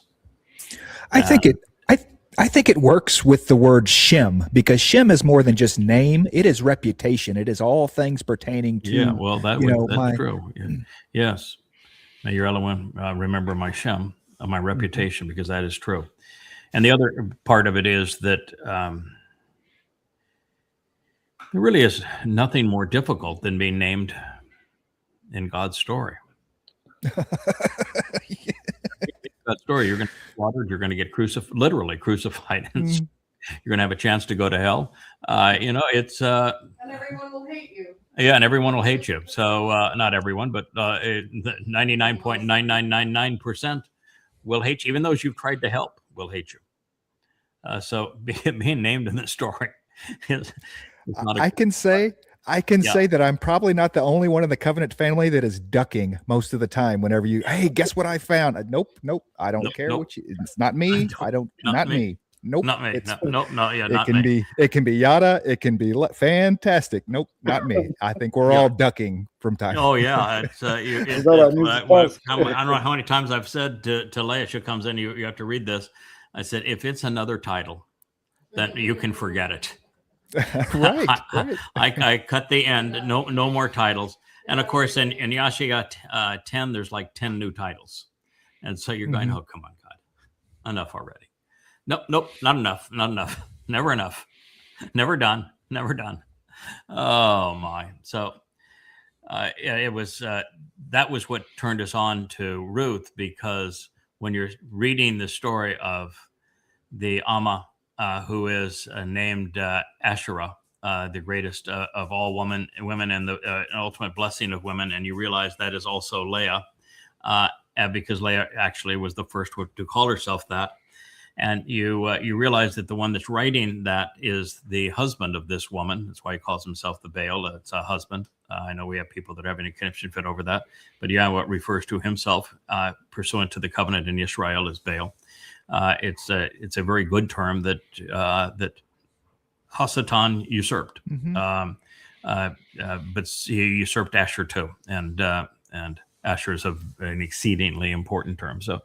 You got to be more mature than the idiots that are going to trip over their own tongues over things. But once we did that, then we were immediately drawn to Ruth, where she is the one who announced that she is the Amma and that she's delivering the kinsman redeemer, and then we realized that something we have made known for the 20 years we've known each other, that Leah came to me because Yahweh, when she asked, how am I ever going to get to know you? Yahweh's answer was, go ask Ruth. And so she was searching Ruth to find out who this woman was that seemed to be so important to this story. And it was that led her to my books, and where she Googled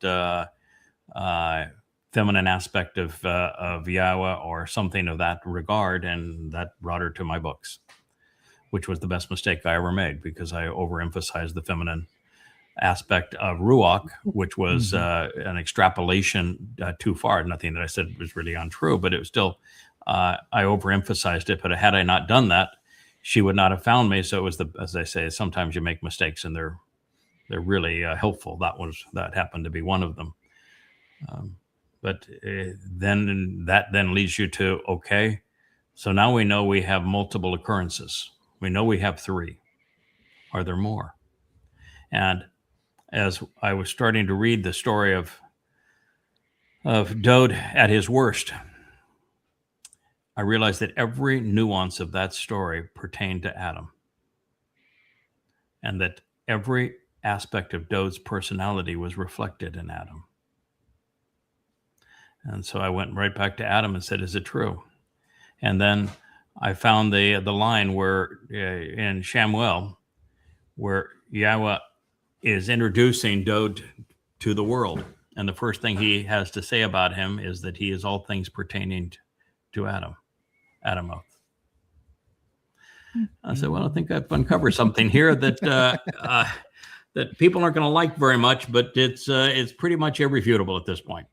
And then ultimately, that's then how we ended up concluding the series with this tribute to the story of Ruth. And I think it's Coming Home 6, and I'm trying to publish Coming Home 4, 5, and 6 contemporaneously, and that's been a pretty good challenge. But anyway, it's a lovely song. I think that knowing all we know about the Ruth story now and the kinsman redeemer, there's probably going to be another version of that song that will go even beyond all of that. And I've seen so many of the avatars that show the 3 of us together in that regard. So I think we're probably going to see another one. It isn't it. Yeah. You've got to see that, and because what you're visualizing there with your movie, that's Bethlehem. hmm Those are the fields of Bethlehem. And at the time, Ruth arrived, Boaz was the most credible, most famous, probably the wealthiest, most respected person in all of Israel. He was the largest landowner in the breadbasket of Israel, which was Bethlehem. And oh my, that story and how the two of them met and what they had to say to each other, and then the really steamy love affair between the two of them. It's God doesn't leave anything out of that story. It's a beauty, and the fact that genuine, passionate, romantic love with all of its vulnerabilities and all of its beauty is told immediately after that story of what happened in Geba. Talk about the juxtaposition of wrong and right. It's a good one. All right, that takes us to the third song, my friend, that we're going to play. We're coming close Lots to 2 of hours. time. We're probably not going to get to much Time is news today. free. We can probably do one item on the news, but before we get there, let's talk about the other song that you wrote. This is, I think it shows great versatility, because this song, the movie that you produced for it, is like nothing else.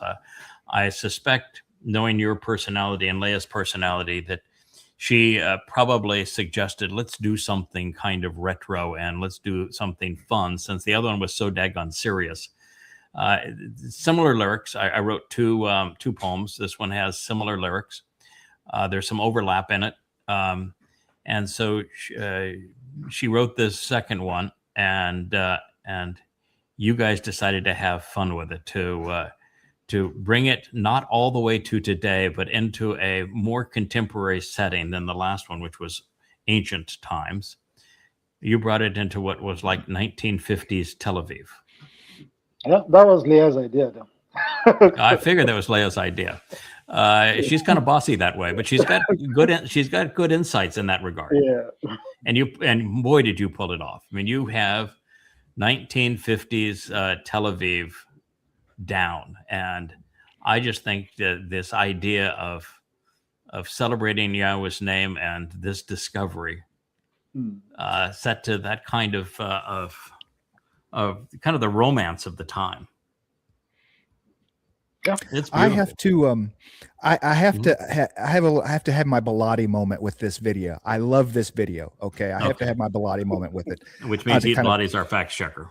Yes. This is the first video. Okay, this came before the to Yisrael, actually. Really?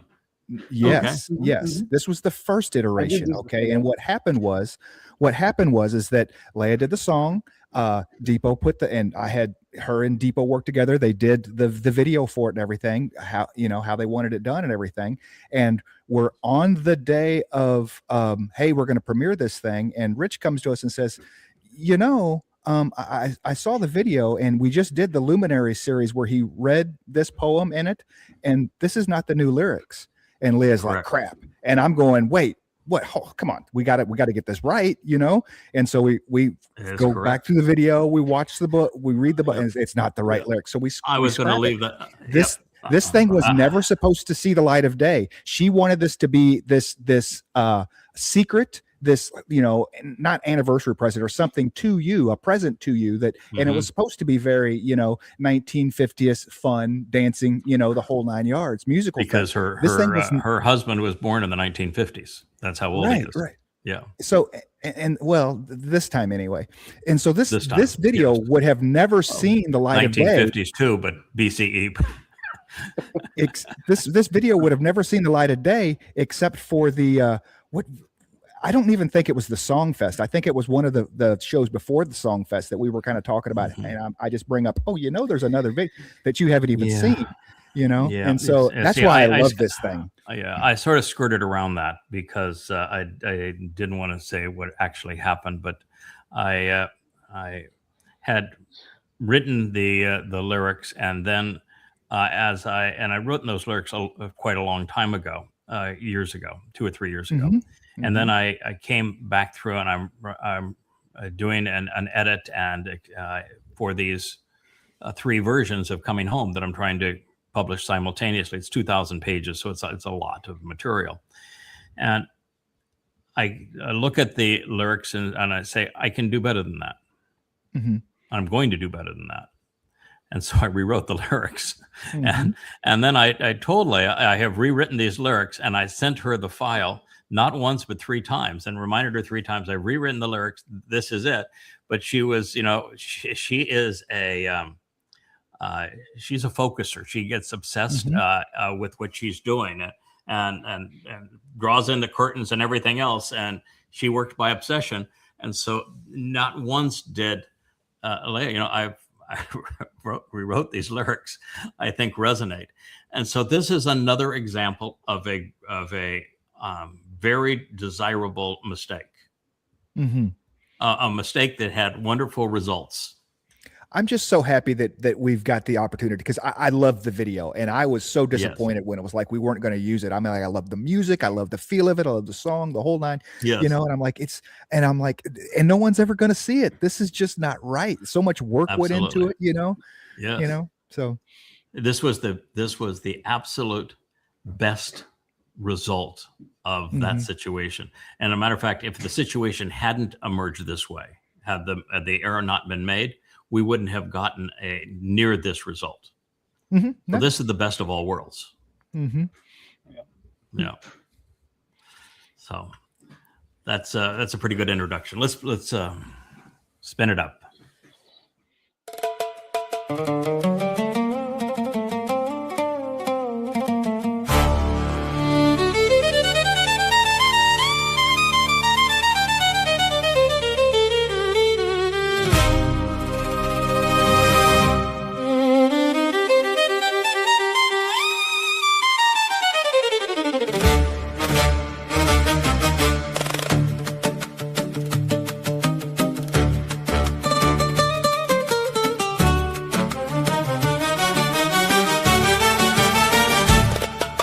I am Yahweh and I am God, so why is my name outlawed?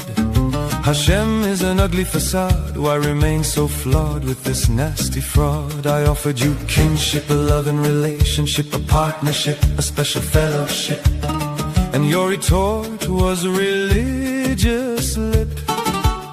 My story is of grain, olives and wine, why do you decline? Worse wine.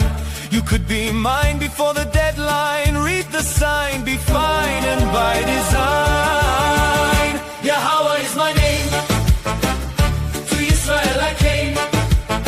You denied my acclaim. You fled my flame. You erased my name. I told you everything you needed to glow. Revelations to help you grow. My son sowed the seeds, don't you know? And yet you denied him with a crushing blow. Your Messiah returns, he's been here before. Your guilt he bore, he opened the door of this and more, I swore. It's foretold in his Mizmor. Daud is my son, my chosen one. Your salvation he won, it's already done. The Savior as bright as the sun. From my anointed do not run. He served as the Passover lamb, yet you don't give a damn. He fulfilled the promise made to Abraham. He opened the door jam. Yahweh is my name. To Israel I came. You denied my acclaim. You fled my flame. You erased my name.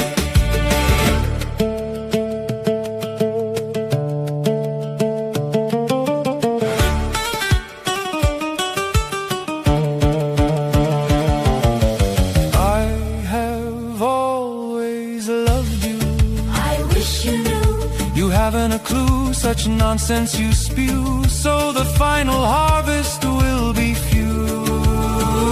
The truth was not hidden, it's religion that's forbidden, and now that you are war-ridden, please look at what was written. Yahweh is my name, to Israel I came. You denied my acclaim, you fled my flame, you erased my name. When I was your God and Daud your king, was a different song to sing. To the goem you did not cling. You were shielded from their sting. Isolated and hated, you are battered. Your dreams are shattered. The nation is tattered. My words have not mattered. It is all there in the Mikrai. There is no reason to have gone astray. They are the way. Join me on Shabu. I say, Yahweh is my name. To Israel I came.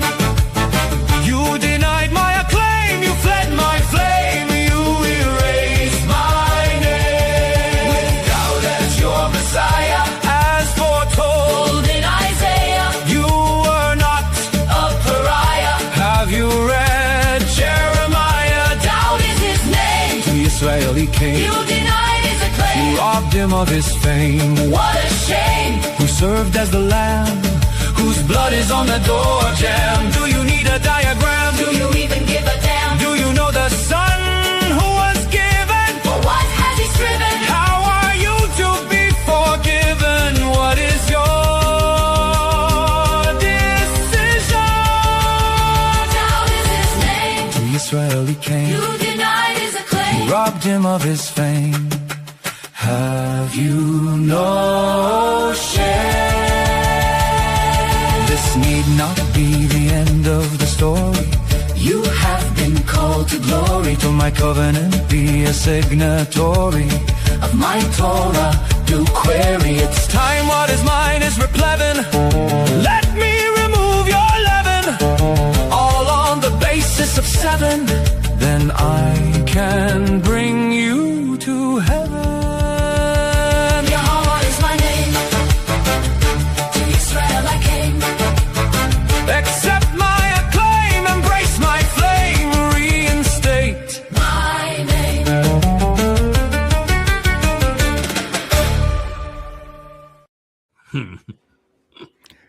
Ba-dum, It brings a da-dum, smile, dum. doesn't it? Love the beat, love the visuals. Oh, nostalgia sometimes really does work. Any additional thoughts on that Depot now that you had a chance to watch it? You got to be pleased with it. No, I like it. It's not like I don't like it. No, of course I like it. I Yeah. do, but I just kind of prefer the other one because it's more focused on Yes. portraying Yahweh's name. Yes. Yeah, this one is fun, and the other one is serious. Yeah, exactly. Well, the message on both of them is serious. It's yeah, just this yeah, one of course. is You know, delivered like- in a. It's like the Israelites, they were just playing, and God is telling them, everything they needed to know, but they were playing, not really listening, and all that. So that's the message in the other one. So One of the songs we played in a more recent show was one that you did the graphics for. Which one was that, Kevin?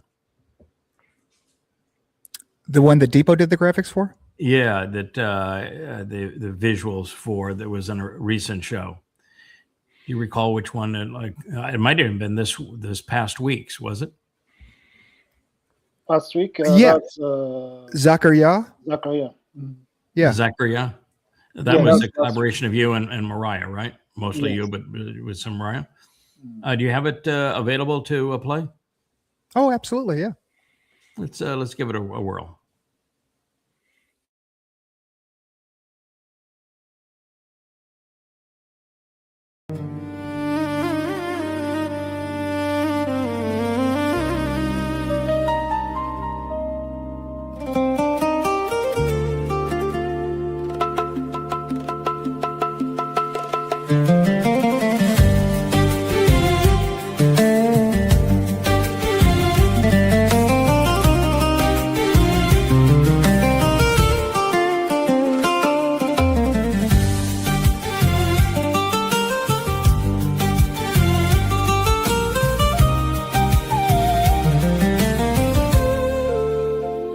You knew my waking, knew my sleep, counted every thought I keep. Before the breath, before the bone, you saw the shape of flesh unknown. Wondrous works in secret made, a life you wrote before the day.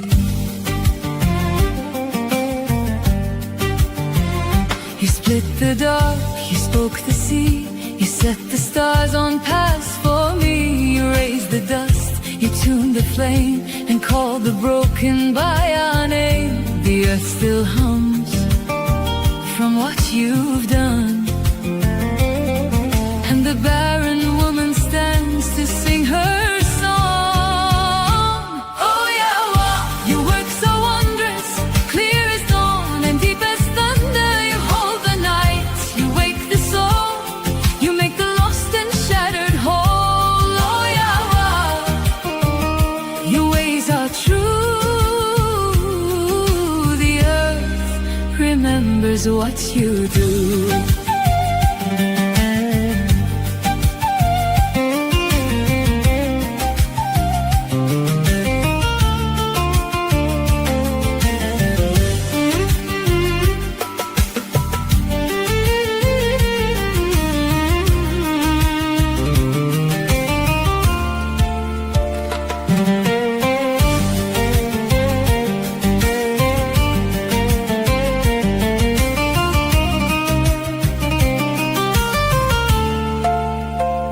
When I was wild, when I was torn, you saw the child you'd always formed. Through every fear and every fall, your hand was there to hear my call. You write in blood, not in dust. You turn our ruin back to trust. You called us out from Mitzrayim, out of the captivity, out of the pain. You made a path through waters wide and brought the weary to your side. Now my very breath is testimony. My heartbeat sings of our story.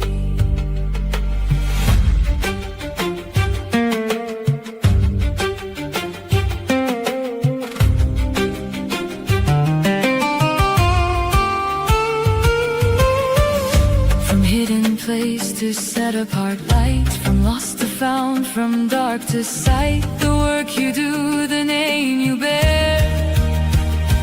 Is there any likeness unto you, Yahweh? Oh, Yahweh, your work so wondrous, clear as dawn and deep as thunder. You hold the night, you wake the soul, you make the lost and shattered whole. Oh, Yahweh, your ways are true, the remnant will remember what you do.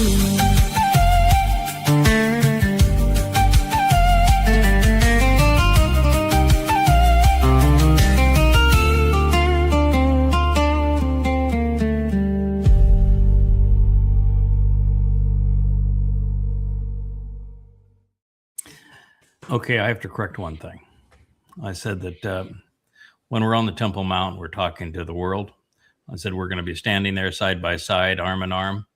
We have so many songs, we might be sitting down instead. We may need to pull up a chair and, Right? and get comfortable. A 3-day I- playlist. Yeah, we're going to have a playlist. And I think that the way we'll go about it is we'll make each presentation a song.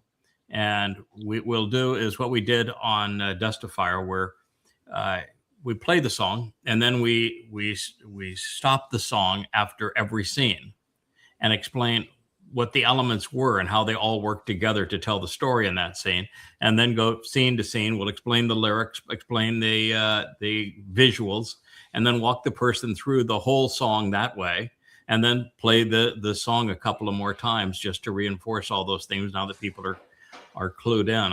What a marvelous way to teach. Can you imagine Elia's commentary on your songs?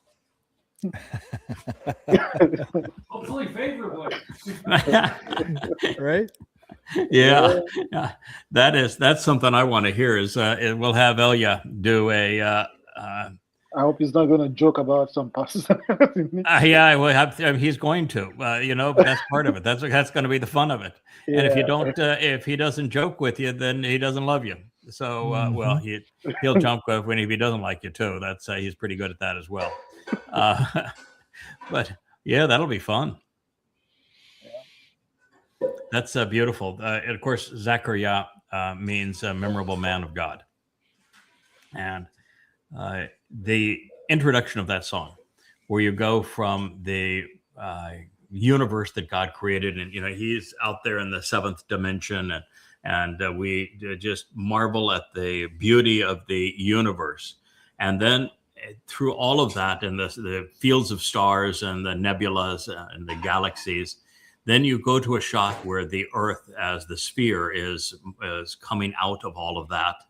And then it goes to the spherical shape of a woman's womb. What a transition that one is. Yeah. I'm bringing the world into your womb. I'm bringing the universe into your womb. In fact, all of the universe right now, its fate is going to be in your womb. Mm-hmm. Mm-hmm. The story, the song is all about,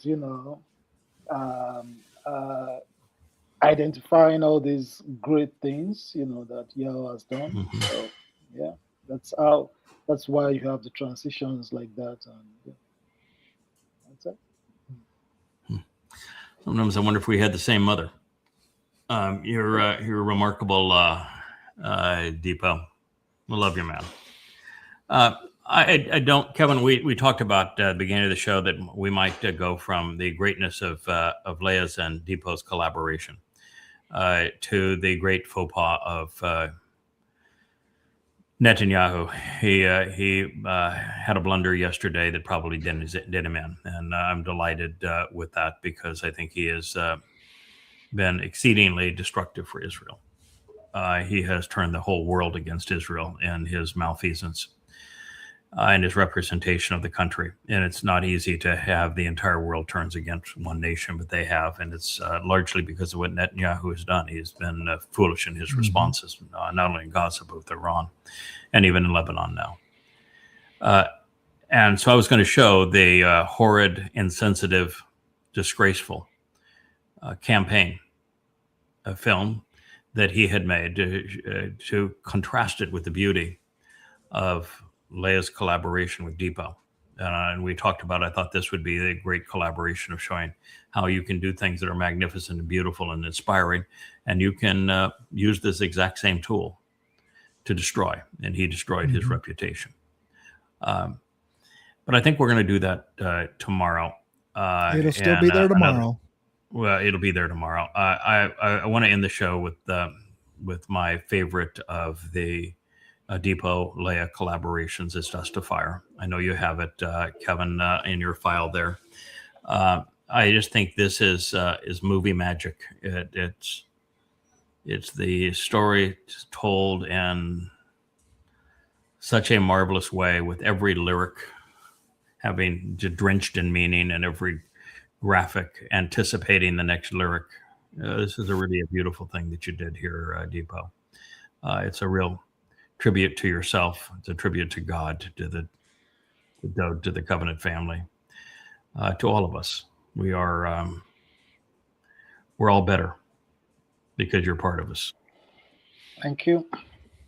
And I'm happy to be here. Like I said, it's something I've been wanting to do. I've always wanted to know the truth, and you are here. You've been working on bringing out the truth for the past 25 years. So I'm happy to be here. Speaking of being here, I've been negotiating a deal with Yam. Now, whether or not he's going to agree with it, it seems to be going along with it, so it doesn't seem to be of trouble to him. That we're going to be here for 1,000 years, where we have a responsibility of building and maintaining the library of books and these music presentations and the vlogs. And I'm presented as the man from the sea, and I love the sea. And so my great love would be to be on a boat that I can travel around the world and have studios in it that we're producing these kinds of songs and these the advancing the books and doing the vlogs. And I think there's got to be a Deepo deck on this vessel. Yeah, wife, kids, everybody is welcome, but there's got to be a depot deck on this vessel. That'd be nice. Now, Leia's going to have. She wants to have a sister ship.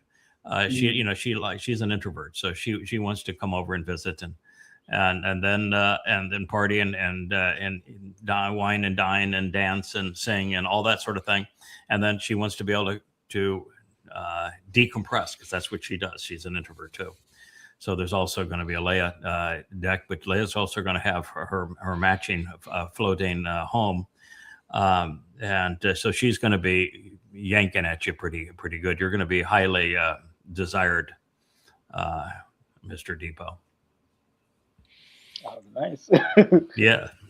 But well, I'm going to really fund toys on my boat if I get to if Yahweh ends up supporting this. But it seems like a very natural way to spend that 1,000 years, so that we're equipped and prepared to do what we're going to do. Rich is going to be there. Kevin may have his own, because he's kind of an introvert too. But everybody is kind of on their thing. But we'll see how it all plays out. It could be really fun. Yeah, we might all just go to an island someplace and enjoy that too. But you may be a city guy. You live in New York now, don't you? I live in New York. I live in Long Island. I like quiet. I live in a quiet place. So you live in a quiet place. Yeah. Yeah. So you're not downtown Manhattan would not be your thing. Nah, not Brooklyn, not Manhattan. Nah. Yeah. I like being able to look out the windows and have a long view. I don't want to see another building out, 10 feet from my window. I like light and nature. So we might be similar in that. So let's talk about nature. This is a story that begins in the alongside the Nile. It isn't well known, but Yahweh did not begin his relationship with Noach as a baby and go all in on this baby that he did not know, hoping that it might work out. Moshe was not in his first life when he was put in the Teva. It was at least his second. He was Joseph. He was already experienced dealing with the Egyptians and representing Yahweh among the Egyptians, and creating a safe place for his people to land in Mitzrayim. So he was Joseph. And when his soul was reinserted into this baby that would become Moshe, he wasn't just tossed in the river. His mother's name means significant to Yahweh. The father's name is for the people. Moshe was not raised by Pharaoh. He was not raised in Pharaoh's household. He was raised by his mother and father. He was a full adult when he finally went into Pharaoh's household. Spent very, very little of his life there, because the next line after he is in Pharaoh's household is he confronts the taskmaster and kills him. And so he was raised by mother and father. He was given the values that he would need to know to do that job. He was supported in the way that his character would come to the fore. And so Leah may have sensed it, but in one of her 8 lives, she served in that role. We were together in that role. And that narrative of delivering Moshe and protecting Moshe is, when accurately translated, is exceedingly different than how it is portrayed in English Bibles.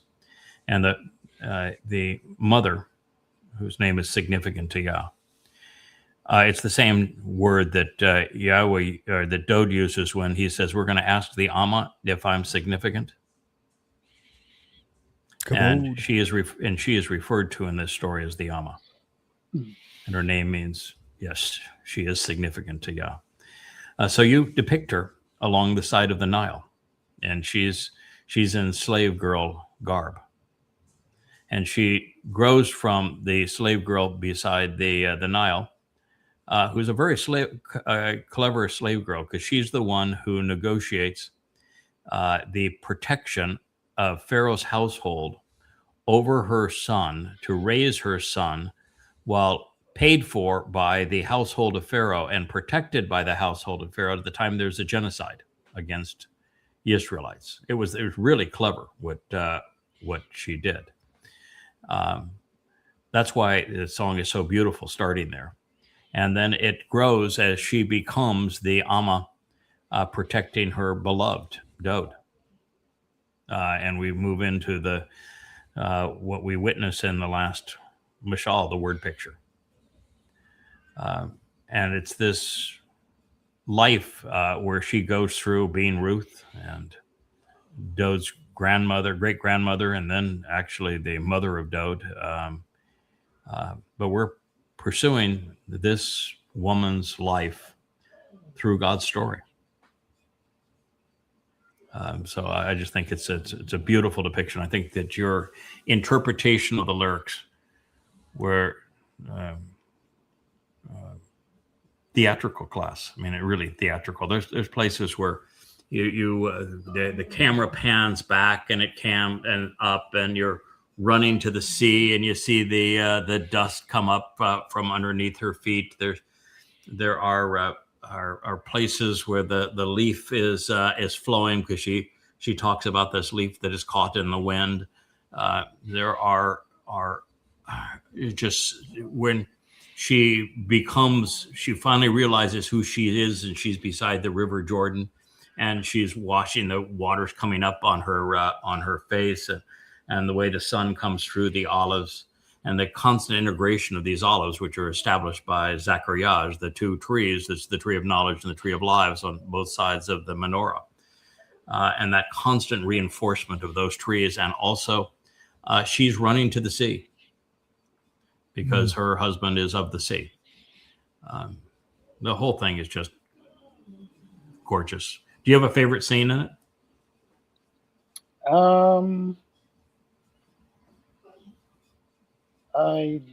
I don't think so. I like the entire thing. I don't think I have a particular one, but maybe that part where that part that was talking about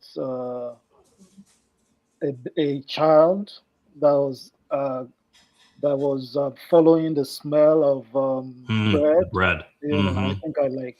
Yeah, that whole series there, where you have the river and the leaf in the wind, and so the rain follows the stream, the leaf, the wind, and the child, the smell of the bread. You know how you're following. You're going where the words lead in God's story. You're going where your life is supposed to take root and to blossom and to grow.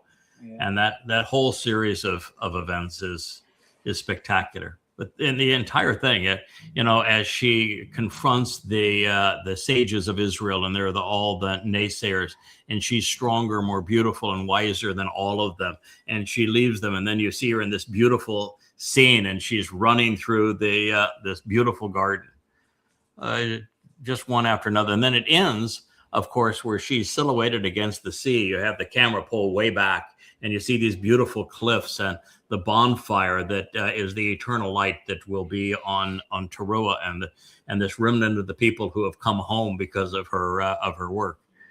It's pretty hard to have a favorite part, isn't it? Yeah, definitely. Yeah. You know, the songs, you know, they are like deep. I always tell her that our songs are deep, you know, because when you listen to the songs, you could begin to, you know, link all these things together, and it's difficult to actually pinpoint, you know, one part that you like, because they're all like telling a story. So yeah, that's why I like the whole thing, but you know, they are deep. Mm-hmm. You know, one of the things that this reminds me of is that when Leah created this introduction for this series, and this is the second version of it, because the first one I thought was too lighthearted for what we were doing, and And to her credit, rather than Leah throwing things at me and saying, "Yeah, I worked on this very hard. How could you do this? I love this song," and Kevin loved it as well. And I said, "No, it's not going to. We're not going to use that." And then she went to create this one. And when she created this one, I said, I like it a lot. I think this is going to work, but we're going to make some improvements on it. And one of the improvements that I said is that I want to have Deepo's avatar on it, and I want Mariah's avatar added to it. And I want Kirk's avatar added to it. But I don't, and I wanted John, Y to Z John, or younger John. I wanted his avatar added to it. And I said, first of all, I want it to be more inclusive, but it's got to be real. So do not add the avatars, Kevin, unless you can get in touch with Deepo. He did one marvelous show with us. He doesn't have to do it all the time. I know he works and his time's valuable and we can't take too much of his time, but we've got to be able to have Deepo be a regular guest to do this. But it's really important to me that we make that happen. And I know Mariah does not have time this time of day. I really want, and so she gave you her sketch. She gave you every day that she can do this show over the next 6 months. And we booked those dates out. And we've had John a couple of times, and I'm sure we'll have John back. But it's moments like this where I am just so pleased we pursued that approach. Because we're not complete without you. Seriously, Absolutely. we're just not complete without you. Thank you. There is no we without you. And there is no me without you guys. Well, that's true. I mean, it's mutually beneficial. There's no selfishness in this.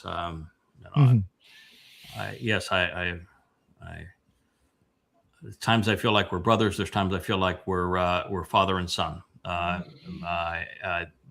there is a genuine appreciation and love for you, man. So deeply appreciative, but also inspired by you. There's huge admiration and respect. Thank you. You really have a gift, and to see that gift be used in this magnificent way. This is really something. I think it's just the least that I can do, though. Like I said, you have been doing this for 25 years. Yeah. Well, it was one of the things when me and Leah spoke, I said, how is Yada doing this? Like doing like 16, 18 hours every day. Oh, that's a lot. It's a lot. It is a lot. And there's times when it feels really wonderful, and there's times where you've had we had a really horrible episode of the Mother Goddess called vomiting all over themselves, and then somebody that I really tried to help vomiting all over herself, and this week, and so there are times where you say I can't ignore this because we tread strictly on credibility. That is that is the currency of what we do, and then you have moments like these, and they offset it a billionfold. I've made this offer to others. It would also go out to you. I know that you moved here from Nigeria, and I know you're working 2 jobs, and that you have a family, but you're making a huge contribution to us. If there are things that I can reimburse and the ways that I can help, I'm absolutely willing to help you. At this time, you've asked for nothing, but I'm here to tell you that if you're in a situation where you need some help or want some help, or I'm here to help you. Okay. Thank you. So, you've in fact at Yada, how there's private message there. Just go there and send me a note if there's something that is of concern to you, or something that you need help on, or if it's just to help cover a situation that you're in a tight spot. Let me know. Okay. All right. Let's end the program with Dust of Fire, may we? Okay.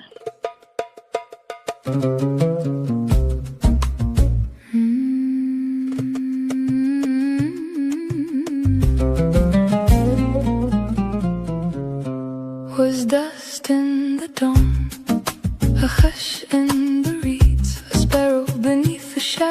of the Nile of time that had not yet spoken my name. Then I sought Yadu Yawa, like rain on a buried sea, like fire folded into cedar, like the first silver thread of morning breaking the rim of the dark. I heard your name as a new hears a whistle in the field through windwood and stone. I heard your name as a mother hears the steps of the one who comes home. I am the Alma, I have no palace, I have no crown, only my open palms. I have no song of my own except the one you placed in my breath. Yawa, you are the well hidden in a wilderness, the lantern in the hollow of the darkest night, the path of dawn laid across the face of the sea. You are the wild wind that wakes the olive tree, the pulse beneath the vineyard soil, the compassion that bends low to lift the ones the world has broken. I turned from the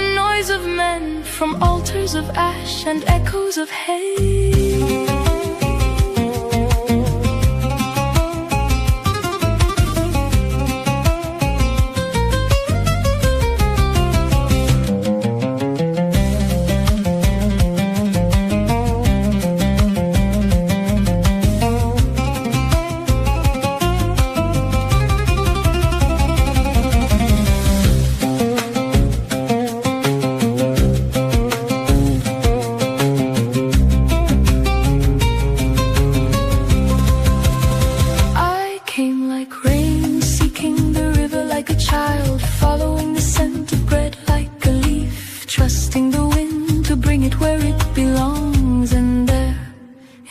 Quiet, your name was a thunderclap alone.